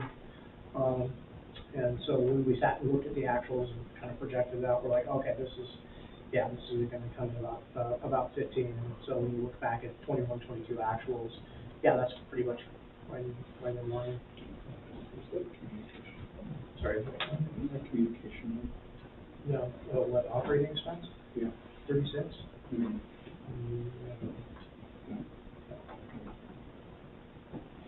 Okay, any more questions? Just a comment. Under finishing up the Sunset Recreation Center Fund, a few of us were here 2 years ago, and there were some people in the room who thought we were making a big mistake and we were headed down the path to ruin and dire predictions of catastrophe. And I'd just like to say, good job. Here we are 2 years later, and we haven't fallen off the edge of the earth. So Thank you for saying that. Maybe we can say you guys made a good decision, and COVID, if COVID hadn't happened, it probably would have been even clearer. But I think we're on a good path because we're just not. There's nothing really serious. Thank you for your comments, Norman. You were here. Yeah, I remember. Oh, my goodness. Any more questions on the? Kyle, I think you're the only one that missed that. I missed it too, but I just heard about it. Well, of our board. Oh, it You heard was. the reverberations. I just heard that. I am still in awe of what Tracy said. Oh, no, because, Kyle. Kyle. I'll just let Skylar explain that. Okay, capital improvement fund. Oh wait, Darren, I'm gonna make my same comments again. So, again, unappropriated ending fund balance is 0 and contingency is 0 in the capital improvement fund. Oh, capital improvement Contingency. or SRC fund? Well, didn't we just finish that? Oh, okay. Yeah, we're on capital. Okay, great. I just want to make sure we're on the same page. Unless anybody has any questions about the SRC, let's move on to capital improvement. With capital improvement, we have an actual net working capital of 94,000. That's recognizing that from the actuals 21, 22, where there was supposed to be a transfer that happened that year, it did not. So by the end of the year, we had no transfer in, it had been made. So we had to take 69,000 this year, plus the 25,000 that was transferred in, which brings us to $94,000. So that will be our actual net working capital beginning in 23, 24. So we have the proposed, we talked about earlier, proposed transfer in, interfund transfer, line 4, 156,000. That brings us to 250,000. We have allocated that on line 22 as a board discretionary expense. That was the line that the board wanted to see created last year. So we've allocated that 250,000 for that in anticipation that that will be expensed for the returfing of Project Yield. that makes me uncomfortable. And in the context of transparency, just to put a line item that says discretionary. I'd be happier if you just put it in board or resurfacing, field resurfacing, and then if you have to put it in somewhere else, that's fine.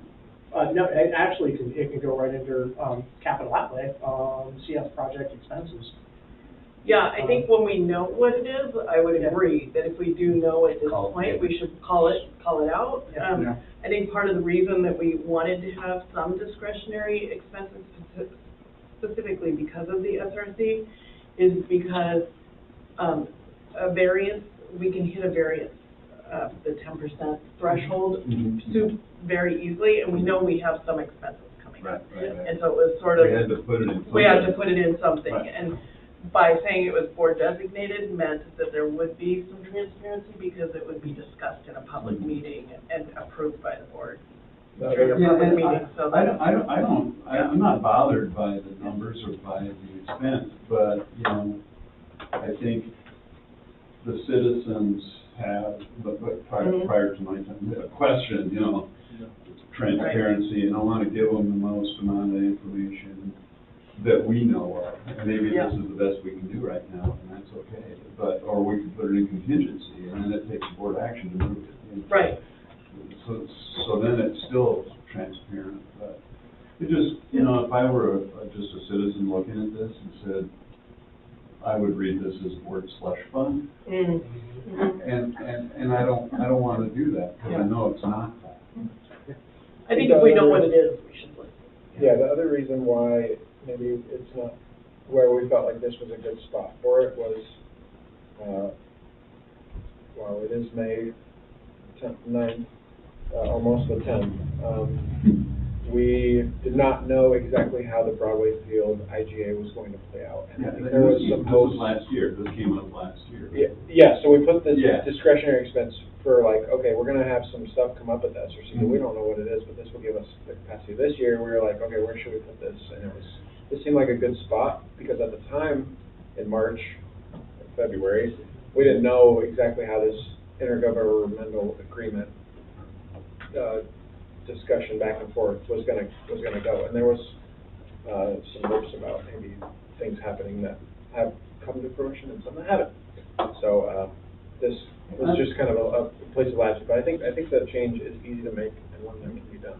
Just providing a little context. Call it something else. Yeah. Just call it Broadway. Not Field. slush fund. Yeah. Where do we put the slush fund then? It's not here. Could we say, put a paraphrase on that, future, I think our best bet, Tracy, is just to move it under capital outlay on line 27. CS project expenses, and then put a caption on there that says, Broadway Field turf replacement. I would feel comfortable. Yeah. How do you feel there, Mr. Chairman, about that? Well, it's not my, it's not my, I just raised the question. I think what I want, the solution that I think is best is to give the public the most amount of information we can, when we can. And if that time is not now, okay, I get that. But I think that's going to be a point that some people out there are going to be looking at. And I just think we need to be transparent with what we're spending, what we find to spend. Quick question, so is this a shared cost, and is it an estimated cost? Or is it a fixed, do you have a fixed price already? It is shared, 3 ways between the city, school district, and us.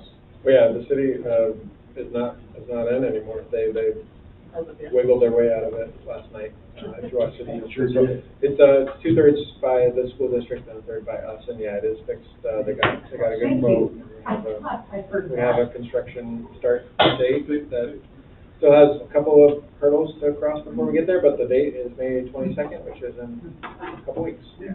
So I kind of agree that you should just call it a project expense, not be specific necessarily. Sounds good. That way it's not. Yeah, I'm fine with whatever the group, voice my concern and whatever you guys come up with, or we all together come up with. Anything else on the capital improvement?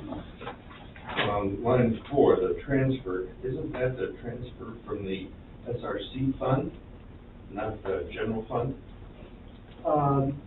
Yes, Oh, and good call. what we need is an actual new line in there.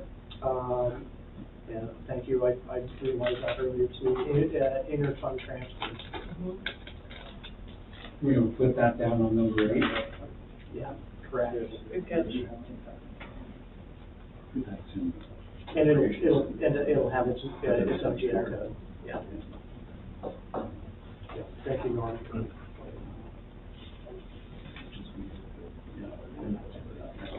You check the pending in the motion. Well, way over, but.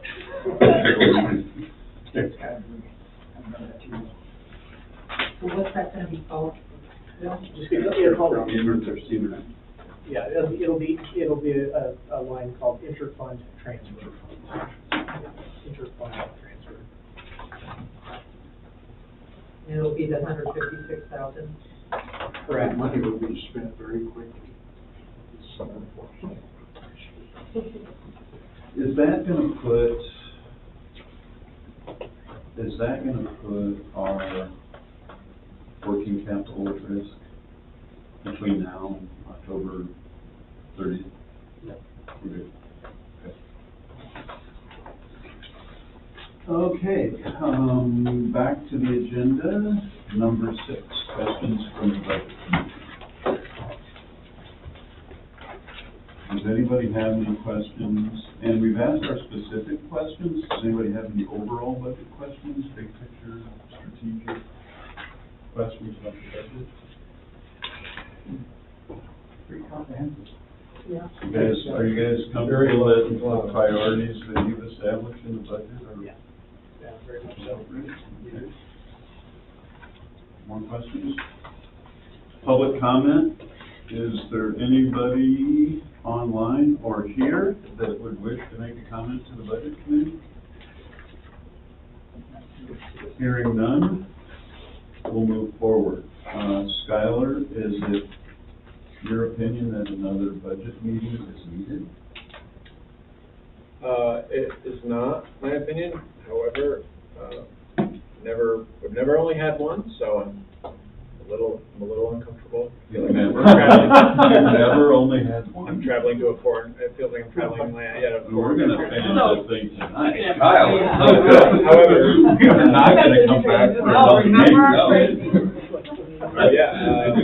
We're almost there. This is like really nice. There hasn't been anything substantial, and obviously there's a return of this document with the changes and the things that we needed to correct to the board, either at the May or the June meeting, and we have plenty of time for both to do that before we have to submit it to, the powers that be at the county for their documentation. So I'm actually pretty comfortable. So can we make a motion? Is That's that? all we need to do. We're going to make a motion. Do the whole, read the whole. You don't for this. The board, when the board adopts, they do. But all your motions is for the word approve and not adopt. Approve. So I would move that we adopt. Approve. Budget presented. With changes? With the changes that stipulated. Is there a second? I'll second. Norman seconds. Any discussion? Okay, so we'll do Norm, yay or nay? Yay. Aye. Yes. Aye. Aye. Aye. Aye. Aye. Aye. It's unanimous. Wait. Jay. Jay, it's your chance not to make it unanimous. I'm an aye. Thank you, Jay, and thanks for your patience as we work through this. So, It sounds like I may be a good luck charm. We got through it all in one night.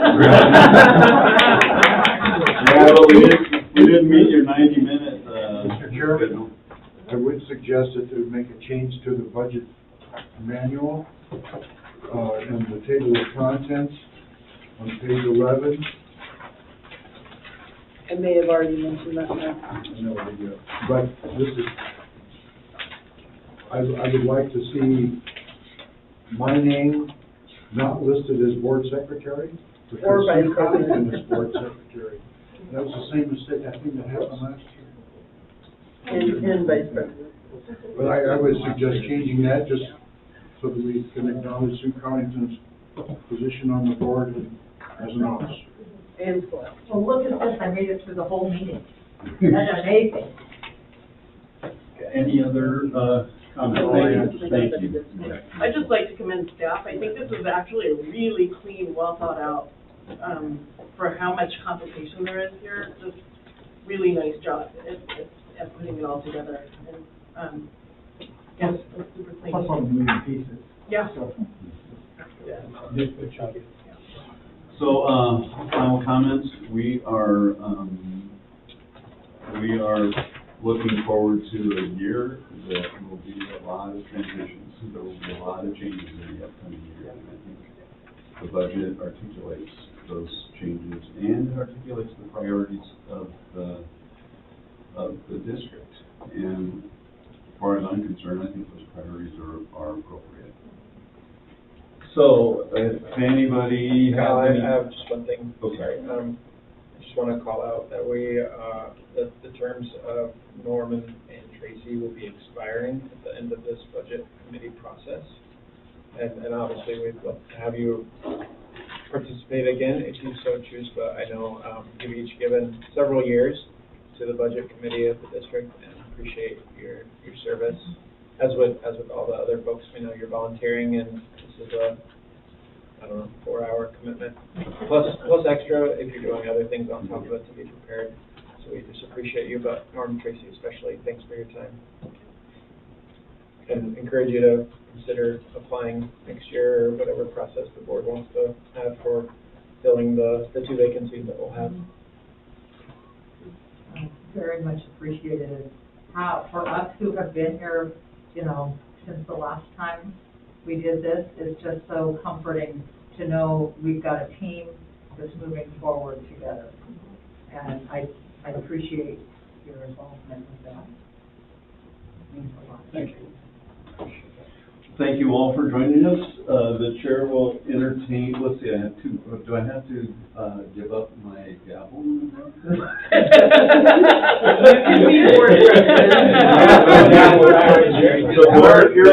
The board will entertain a motion to adjourn. And I don't think we have to motion to adjourn, do we? You do. Do we? All right, I motion we adjourn. Would you like Is there your a gavel back? I'll second. Tracy seconds. I guess we're doing, Norm? I don't think we need to do that. Tracy? Yes. Amy? Yes. Yes. Bill? Yes, aye. Al? Aye. Aye. Aye. Okay, Jay. Jay? Jay? Aye. We're voting to adjourn. Oh, my Good gosh. job, good job. Thank you. Oh, we gotta get it. Adjourn. That's the best part. Wow. In This one is day. a milestone. Here's the gavel to the right. 2 years ago, what, 3 days, 4? Yeah, okay. Tracy, I'm gonna- Right, There's a lot of job, help. Kyle. Oh. Watch those feet. Right into the- I can't believe it all just. I know. Oh, my gosh. Over. Record, record. Thank you.